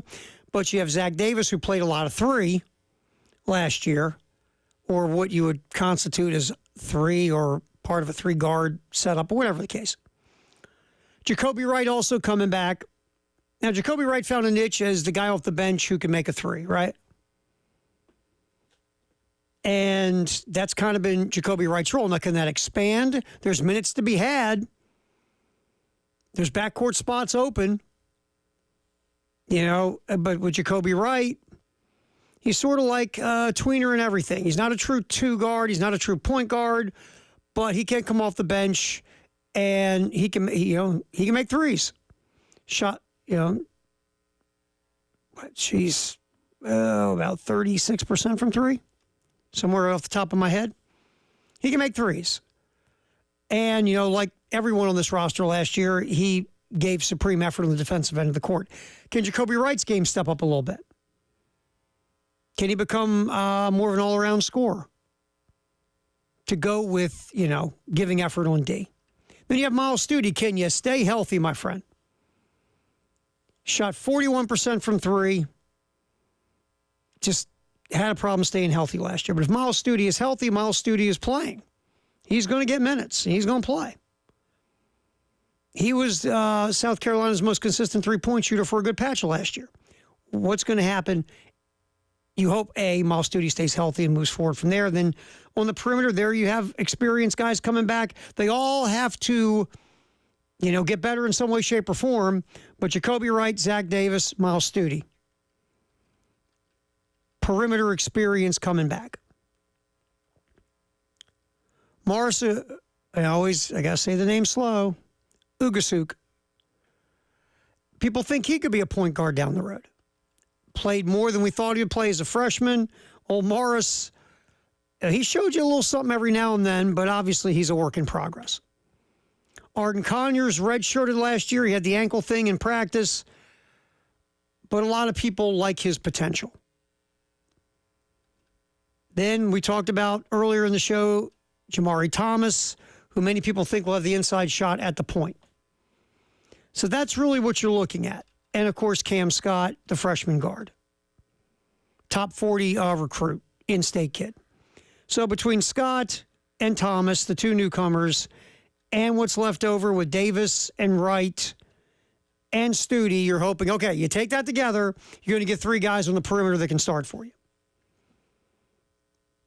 And to me, the key is who's going to be the point guard that runs the offense, gets the ball to guys in position to score, and thinks about that ahead of the shot. Can Thomas be that guy?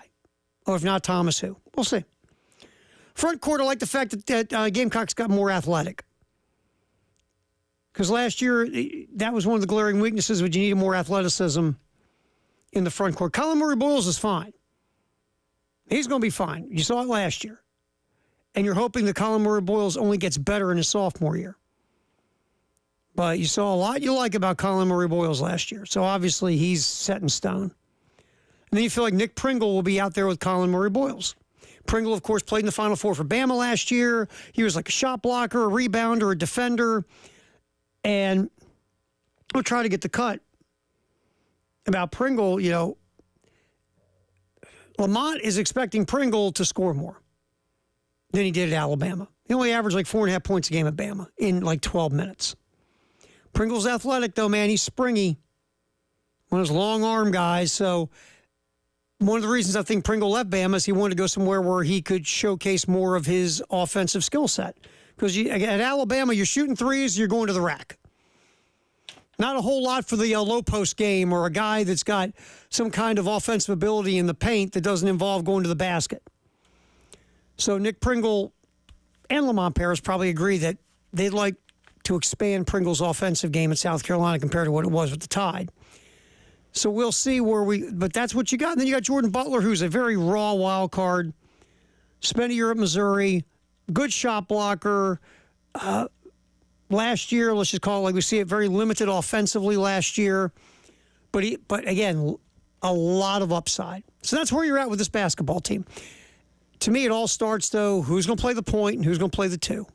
That's where this whole thing's going to start. You got a lot of pieces, Tyler, that are coming back from last year that are productive or interesting newcomers.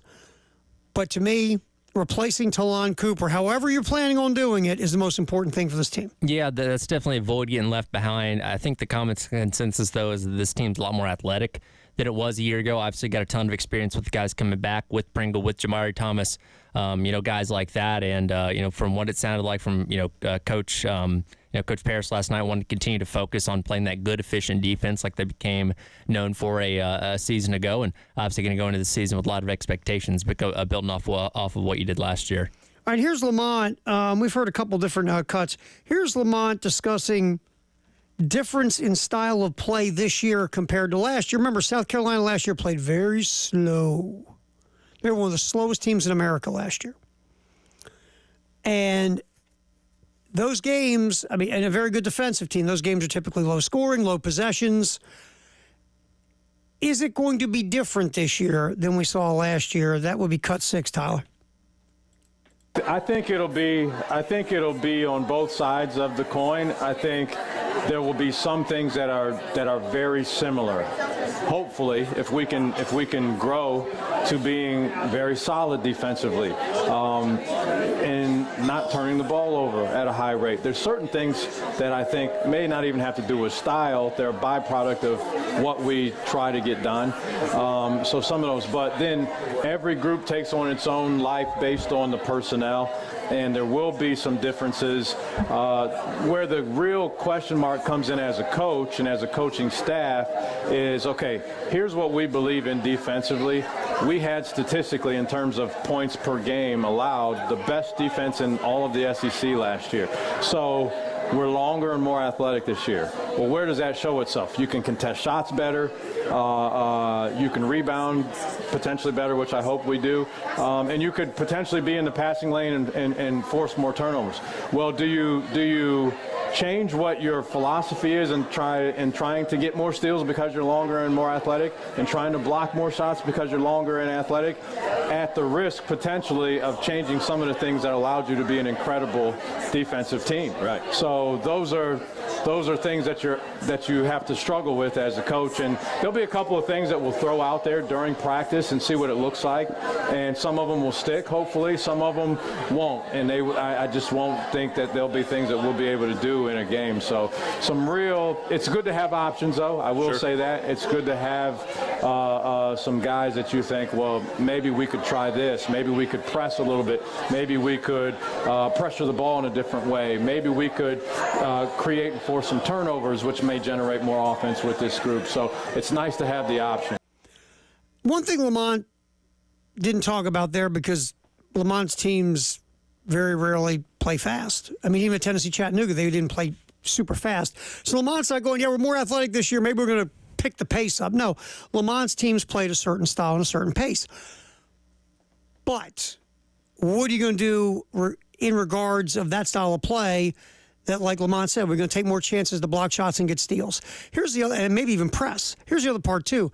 Thomas is an athletic kid who could be playing the point. Is he pushed more tempo? Because Talon Cooper was really good at knowing when to try to push it and when not to push it. That's, again, one of the arts of playing point guard is, okay, we got numbers, let's roll. We don't have numbers. Or we have numbers, but in this point in the game, with this score, it's not a smart move to try to go break and play fast. That's some of the stuff that we don't know, that we're going to have to find out. No, you definitely have to be a court general of sorts to play that position as effectively as Talon Cooper did a year ago. And it's going to be interesting to see what how different the team can look this year with the new faces there, while still, focusing on being that, dominant defensive team like Carolina was through so much of last season, and see if that can continue for success this year. All right, tomorrow night, Love Chevy High School Football Scoreboard Show. It's condensed because, well, the weather, obviously, high school football games are trying to play them. I don't know if they're going to happen tonight, Tyler. I don't have high hopes for that. No, trying to play some games. The goal was maybe to play some games tonight, tomorrow night, because the way the weather could be the next few days. So we'll see. So the high school, the Love Chevy High School Football Scoreboard Show will be 7 to 9 Friday night instead of the usual 7 to 11. Elijah Campbell, Justin Hall will host it. Again, this week only, special time of 7 to 9, the Love Chevy High School Football Scoreboard Show.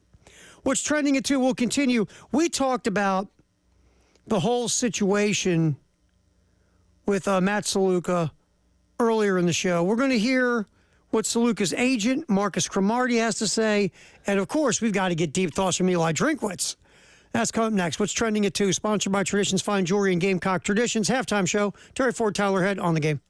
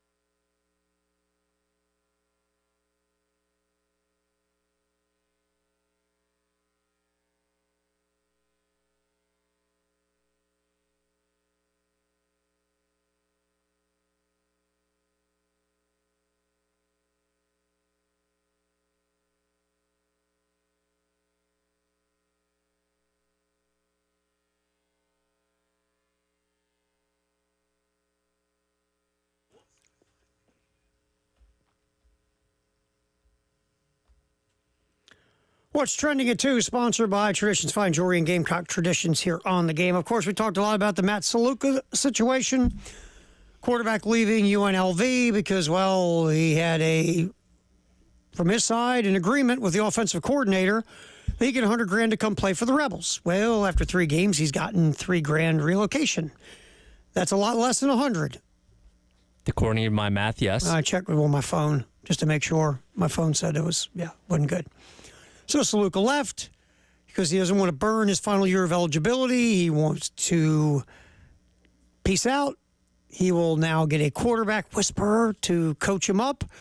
He'll try to find a landing spot, and then he'll show up and start practicing with that team in the winter and get himself ready. We think he's going to find a landing spot. There's always the possibility he doesn't. That's the thing here. That's a side of this that we haven't explored. There's a lot of guys that go into the portal and don't come out. His completion percentage is under 45 right now. 43%. He can run, which is fine, but throwing the football is not his strong suit. Eventually, as a quarterback, good idea to be able to throw it to somebody who can. I mean, Joe Milton laughs at Saluka's completion percentage. So, I mean, we'll see what happens. Plus, you throw the intangibles about Saluka. Some coaches would not want to touch him now. That's also a fair point. But then the other part is, the people who actually, if they offer you X amount of dollars, they'll actually back it up and pay you. Because I guess some coaches would say this, well, he's only like this because he didn't get what he's saying was promised to him. Right. We're going to give him what we promise, so we're fine with him.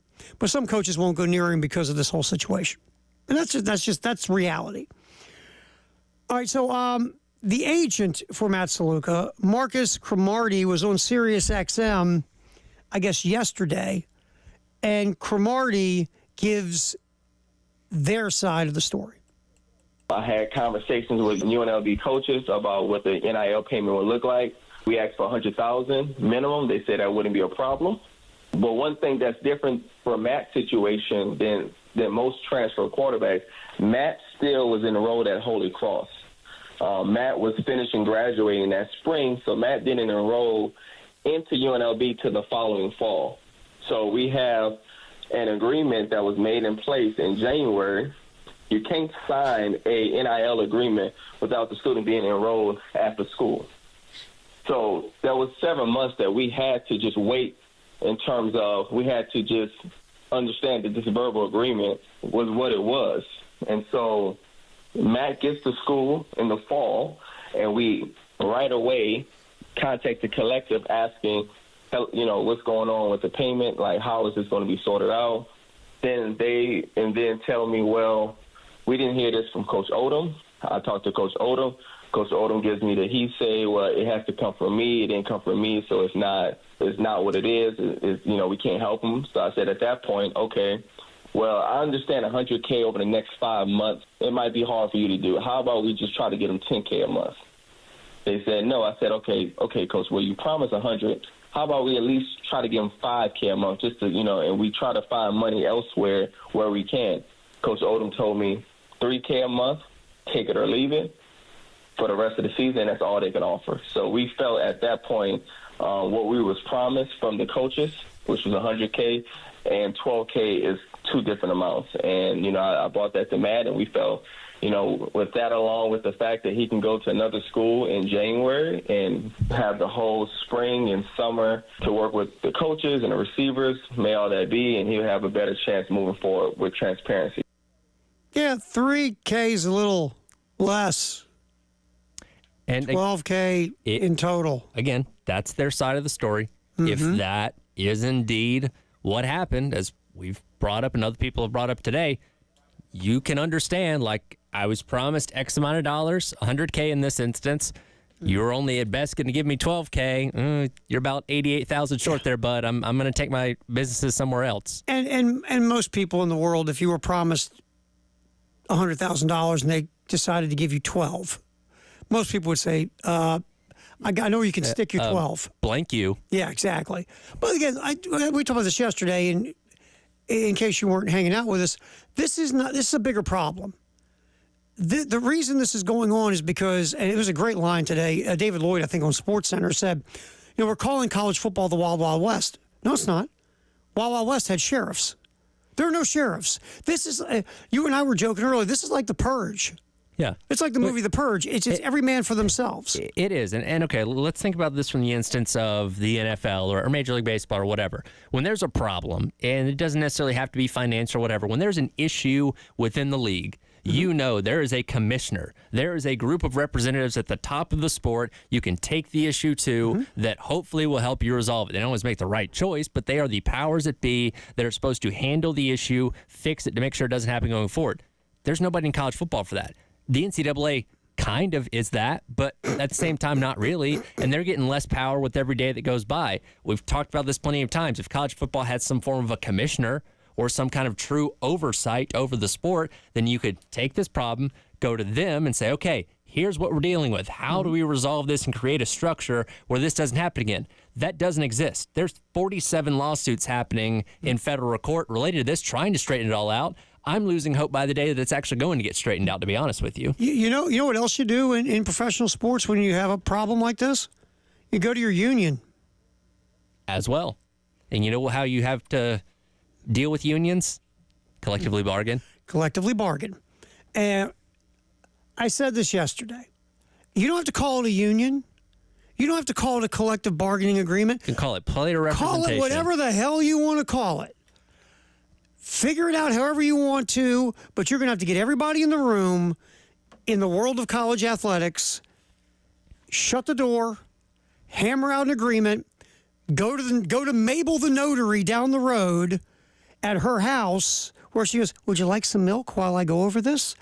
Get it notarized, make it legal. Obviously, you have to redo it every 5 years, but that's what you have to do to put an end to this nonsense, because it's nonsense that is around because the NCAA doesn't want NIL. The NCAA wants what they used to do, which is called breaking antitrust laws, which, by the way, a Supreme Court justice looked at them and said you'd all be in prison right now if you were a regular business. They want the old days again. So they're not going to do anything to fix any of this. You know what they're doing right now? They're putting their feet up and go, this is what you wanted? Have at it. Have at it, anarchy. Go get them. Every time we try to do anything, we go to court and lose. We're doing nothing. You figure it out. They don't want to fix it. They want this to go the way it is. That way, they're hoping someone's going to circle back to them and go, would you like to have it the way it used to be? Which it can never go back to the way that it used to be. Because, ready? What were you doing, Tyler? It was illegal. Breaking antitrust laws. You were breaking the law. This is not a vote by people like citizens. This isn't schools. This is the supreme bleeping court of our country. Who, by the way, you got all 9 to agree on something. Think about that. Which is never happens. Exactly. Never happens. So you were so incompetent in your breaking of the law that both sides of the aisle said, yeah, this is pretty bad. when they all agree, that tells you something. So that's what you were doing. And you were getting away with it forever, which is, again, mind-numbing in itself. So you're not getting back what you used to have. So you're sitting back and letting your house burn. You're cutting your nose off to spite your face. But to put an end to this, you have to have rules and regulations that cannot be taken to court. Why the NCAA in-house isn't finished? Because a judge looked at this thing and said, you can't squash the NIL. You can't get rid of collectives. No, because guess what? Now you're once again cutting off a road of income. Exactly. Which, what is that again, Tyler? Breaking antitrust laws. You can have this structure of the athletes being employees, making whatever base salary there is, in addition to NIL still existing outside of that, because that opens up more avenues for money to be made. You cannot limit student athletes for the money that they could potentially make based off their NIL, which is, again, how we got in this mess in the first place. Basically, it's like telling an NFL player, okay, you signed a contract, you can't get endorsement deals now. Basically. Yeah, that's what you're trying to do. And that wouldn't work either, because the union would step in. All right, so that's what's trending at 2, sponsored by Traditions Fine Jewelry and Gamecock Traditions. Oh, we didn't have time for Eli Drinkwitz. What a shame. Darn. Gosh. Today's September 26th, right? That is correct. It's the greatest day in the history of the world. Next on the Halftime Show, Terry Ford and Tyler Head on the game.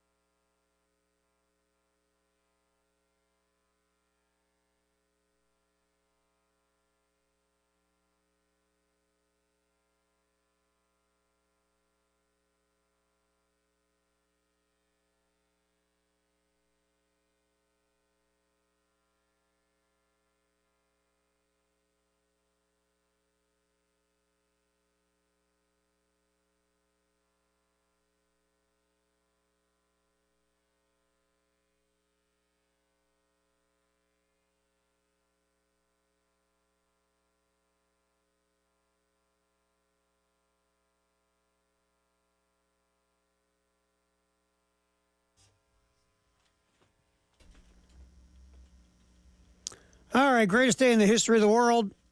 Halftime show, Terry Ford Tyler had the greatest day in the history of the world today, September 26th. That is correct. We always like to dig up the most old school piece of history and then try to dig into it a little bit. What have we got? This day in 1942, the Jockey Club stewards revoke Eddie Arcaro's license for 1 year after his display of, quote, rough riding aboard odds-on favorite Occupation in the Cowden Stakes on September 19th, which he attempted to injure a fellow rider during the race. You're telling me rubbing is not racing when it comes to horses? No.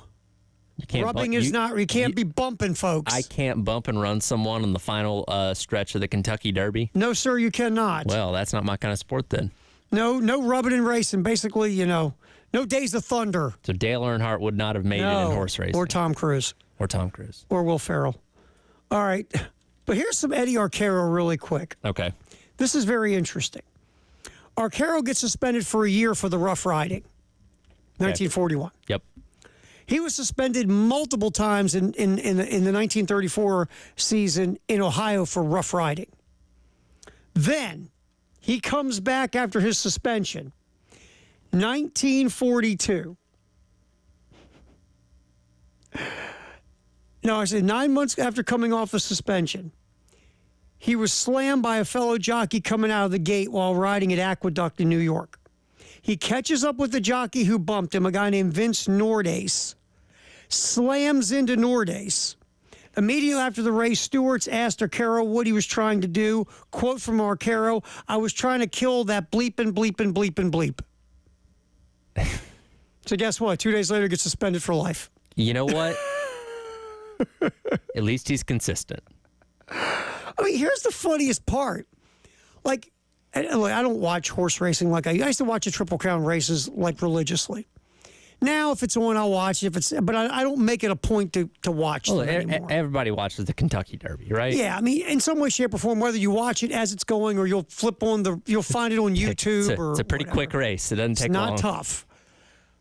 You don't see that today, man. You don't see bumping and grinding and trading paint and trading horse hair and manes, and you don't see all this rough riding and jockeys trying to kill each other. I imagine the money in horse racing back in 1942 was not quite what it is today. You don't where think? There's who knows how many thousands, maybe even millions of dollars put into the breeding and the training and all that kind of stuff, and the jockeys are well paid and all those kind of things, and obviously the purse money's big to win those events. Like, I imagine there's like, an understanding among everybody now, like we're a bit of an upper crust society when it comes to sports. Let's conduct ourselves in a certain way. Let's not put like the Ty Cobb spikes on and try to stab each other. Exactly. We're not dog fighting here. And by the way, Arcaro won like 16, 17 Triple Crown races as jockeys. This is a highly acclaimed jockey who had no problem, Imagine how many more he could have won if he wasn't suspended so many times. He's trying to take guys out. I mean, he's trying to actually kill other jockeys while he's on a horse. It's like he's jousting. Was he carrying a jousting stick? These guys out there with a javelin as you're next to him, just whacking you with it. It's just wow, but very interesting. All right. Also on this day in 1981, Nolan Ryan of the Houston Astros become the first player to throw 5 no-hitters. Number 5 was a 5-0 victory over the LA Dodgers in the Astrodome. Could Nolan Ryan throw a no-hitter in his sleep? Probably throw one now. He's, 80? Good chance. Probably still throw 90 miles an hour. Also in 1981 on this day, Kelvin Bryant of the North Carolina Tar Heels, a very good college running back was Kelvin Bryant, ran for 173 yards and 4 touchdowns, giving him 15 touchdowns over a 3-game span, which was an NCAA record at the time.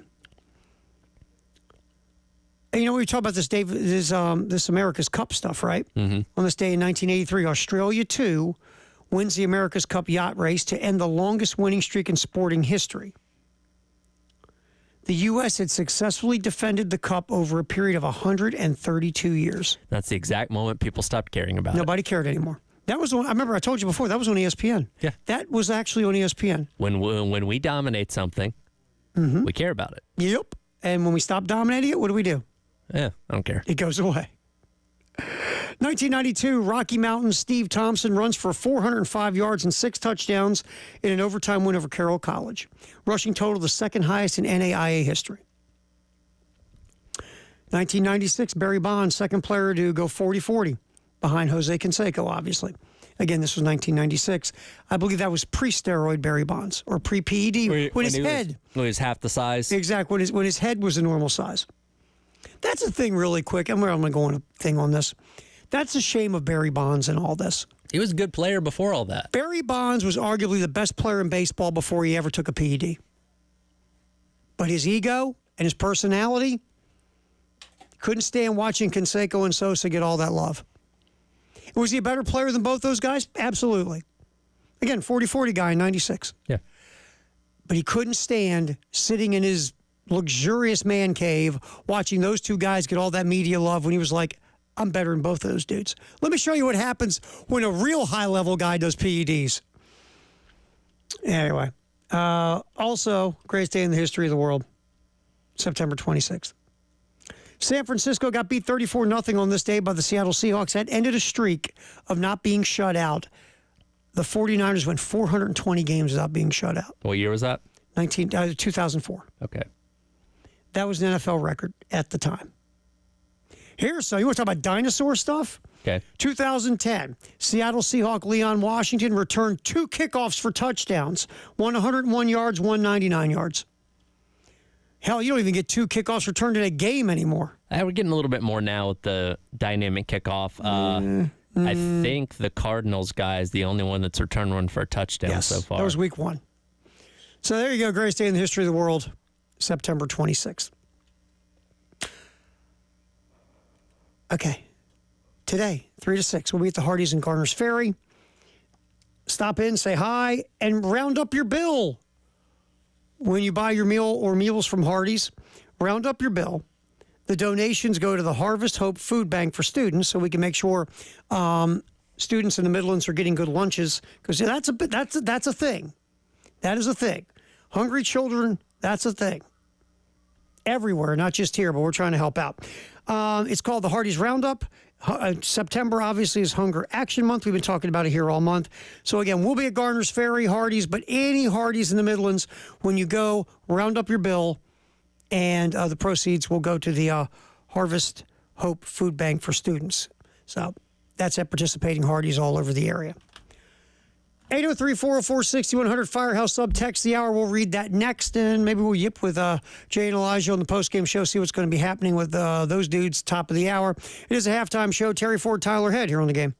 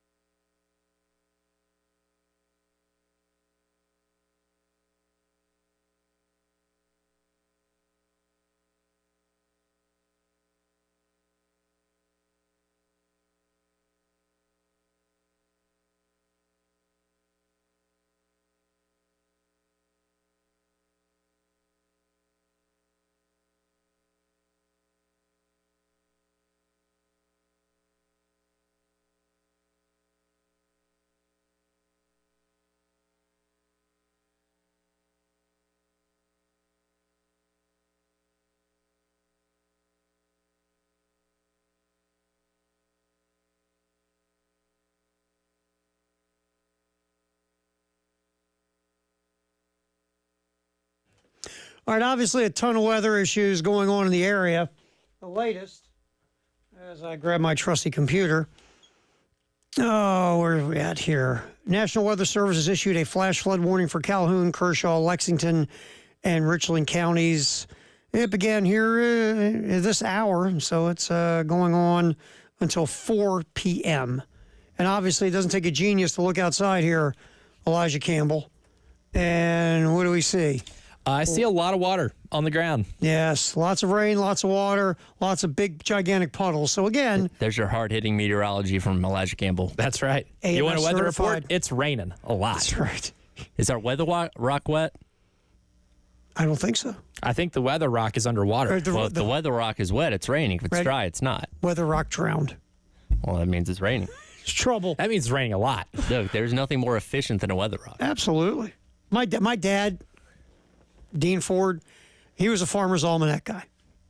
Ooh, nice. That's all. That's Whatever old it school, said, baby. man. That's Whatever the old Farmer's school. Almanac said, he didn't care about the Weather Channel. He didn't care about the National Weather Service. Now, did his knee start hurting before it rained? Was that another telltale sign? Like, yep, knee's hurting. It's gonna rain today. Nah, he didn't have that. He didn't have the body parts ache. Okay. But yeah, he'd go Farmer's Almanac. You know, some people have that sixth sense, right? Oh yeah, he just went. It's like, all right, I got sniffles. That means rain's coming today. Dude, I had a basketball teammate who would tell us, hey, whenever my knee starts hurting, my right knee specifically starts hurting, it's going to snow. And we dismissed it as total BS until 3 straight times he said it snowed the next day. It was really weird. That's it was creepy. really weird. There's That's nothing creepy. scientific about it. And I don't know if he still possesses this talent. I might have to reach out to get an update. But no, for the 2 years he was on our team, it was like clockwork. And it was really weird. Can't explain it. Creeped me out a little bit.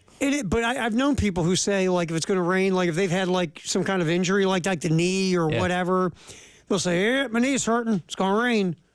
That's your meteorologist. Screw these guys with all these fancy computers. I don't need an AMS certification. My knee hurts. It's going to rain. I said, buddy, I'm hobbling into the building today. We are in for a long afternoon. Or, we have someone who works upstairs. They get migraines.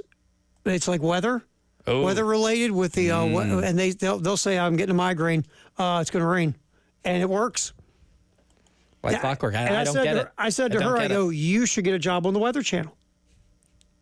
We're just going to go to the weather desk. How's your head? I don't need charts. I don't need Doppler radars. Just vibes. Yep, that's Just all I need. vibes, baby. That's all I need. Vibe-based weather report. 803-404-6100. What do you got there on the old Firehouse Sub text line? Yeah, so Nameless Texter weighs in and says, this puts these players in one hell of a higher tax bracket than I find myself. So they're getting a hypothetical $100,000, $135,000 if you're paying your agent 10 to 15% of the deal they brokered. These are the brilliant businessmen who hide behind the BS of this is what you wanted. Oh, yeah. You remember, our boy, what's his name? Our agent. Marcus Cromartie. Yeah, Their these relation are the Antonio. guys that are, they're pulling it in, man. They get a little 10, 15% of something on all these guys. Makes me want to be a college sports agent with no license to do it. Those are the ones that are really making money. Spend zero time actually getting the license to perform the work of an agent. I am just your representative. And when I want 10. Well, let's be 50%. real. I mean, LeBron's representation is just a bunch of buds from the neighborhood. They weren't guys who went to college to be agents and major in sports Mahomes, management. man. Yeah. Lamar just has his family. Lamar's mom. Let me tell you what, Lamar's mom's no joke. Lamar's mom is his agent. I'd rather deal with Jerry Maguire than deal with Lamar's mom. Lamar's mom's a real thing. You guys heard the story when he was in Louisville, right? Bobby Petrino was like, they were just figuring out, they're having trouble in the return game. And Bobby Petrino promised Lamar Jackson's mom he would be a quarterback at Louisville. Mm-hmm. That's why Lamar went to Louisville, because Bobby said, no, he will play quarterback here. Nothing, he's going to play quarterback. Well, they were just trying to figure out what they're going to do about the return game. So they put Lamar back there to return kicks and punts in practice one day. I don't know who knows who about what. And I don't know if Lamar got on the phone, but Bobby Petrino got in his office after practice, 10 minutes after he got in the office, phone rang, picked up, it was Lamar's mom. She felt it in her knee. Yes, she did. Yeah. Migraine. She got a migraine. Lamar's returning punts. Oh, my God. kid's returning my punts. boy's returning punts. My head's by I'm making a By call the right way, now. I'm assuming Lamar was pretty good at returning punts. I'm just going to take a wild guess here. His elusiveness, it leads me to believe he'd probably be pretty good at Would have that. been ridiculous. Here's the chart. Is the ball in Lamar Jackson's hands? Yes, magic is happening. Yes. No, it should be. That's the That's thing. the flow chart right there. But there's That's your it. deal. Like Lamar's mom, no joke. The Ravens learned Lamar's mom, no joke. I mean, I wonder if it's my agent. I remember the whole thing with his contract and all that. He was getting a lot of shade on how they were handling that thing. Turned out okay. Turned out pretty good. Maybe Lamar's mom should be repping more people. He just came in there and whacked him with their pocketbooks. No. Like my aunt would do is take off her shoe and throw it at the kids. That is effective negotiating. The minute a shoe cracks you upside the head, Your mind changes you've got about a lot of somebody's things. attention. It's like the Mike Tyson quote. Everyone's got a plan until you get Absolutely. punched in the mouth, or if right. you get hit by a shoe. Exactly. but we appreciate the text at 803-404-6100. Hey, what do we say is undefeated in all this? Billable hours. Billable hours. I mean, lawyers and agents are giggling. As by the way, they're buying Teslas. They're all laughing. Wait a They're minute, all guys. laughing. There's another lawsuit against the NCAA. Get another G-Wagon. Dude, I'm gonna tell you dream what- job, man, being a lawyer for the NCAA, because you're basically the Washington Generals and you're just collecting cash. You just turn Billable around and hours, go, baby. I tried. No, you're not even the Washington Generals. Who are you again? Glass Joe. Glass- Well, I see Glass Joe had one win. That's one more So, than the NCAA. One more than the NCAA. I mean, because you think about these lawyers, again, look, we all know people who have dealt with attorneys in situations. Some attorneys are great and wonderful. But if you're an attorney for the NCAA, you know the NCAA wants to win in court, right? What do you keep saying to the NCAA? Oh, we can go back in there. We got a shot. You lost 9-0. But you know they hype them up every single time. Sure. We got to case this. Oh, we're going to get him. Oh, We're he's- really going to win. You really think so? Yeah, we got him this Let's time. go to court. They're giving the win-win for the Gipper speech, Yeah. and then they come back at halftime. It's 50-0. Like, guys, we're a second-half team. Yeah, we got All them because we're a right where we second-half want team. them. Got them right where we want Then them. you look up at the scoreboard late in the fourth quarter. I still get paid. Yeah, you know 'cause that, you're- right? Because you're telling the NCAA what they want to hear. We can win this time. This time we can win. Let's go to court. Don't settle. Don't settle. Belief is the most powerful drug on the planet. I mean, They gave him just enough Down by belief. 99 and there's 5 seconds left. We still got a chance. got him. Come on. I don't see zeros on that clock. I didn't hear no bell. I see either it's Mom ain't raised no quitter. either it's Sweaty Jay or Raindoing Jay is here. Or Right, both. combo both. Yeah. Yes. Jay's here. Elijah, what do you guys have coming up on Post Game Show? Talking to Joe Person from The Athletic, talking a little Panthers. Going to continue our discussion on this UNLV drama and a whole lot more. A little Gamecock basketball, too. Good mix today. Very nice. Tyler, nice job. Halftime show. We'll do it again tomorrow here on the game.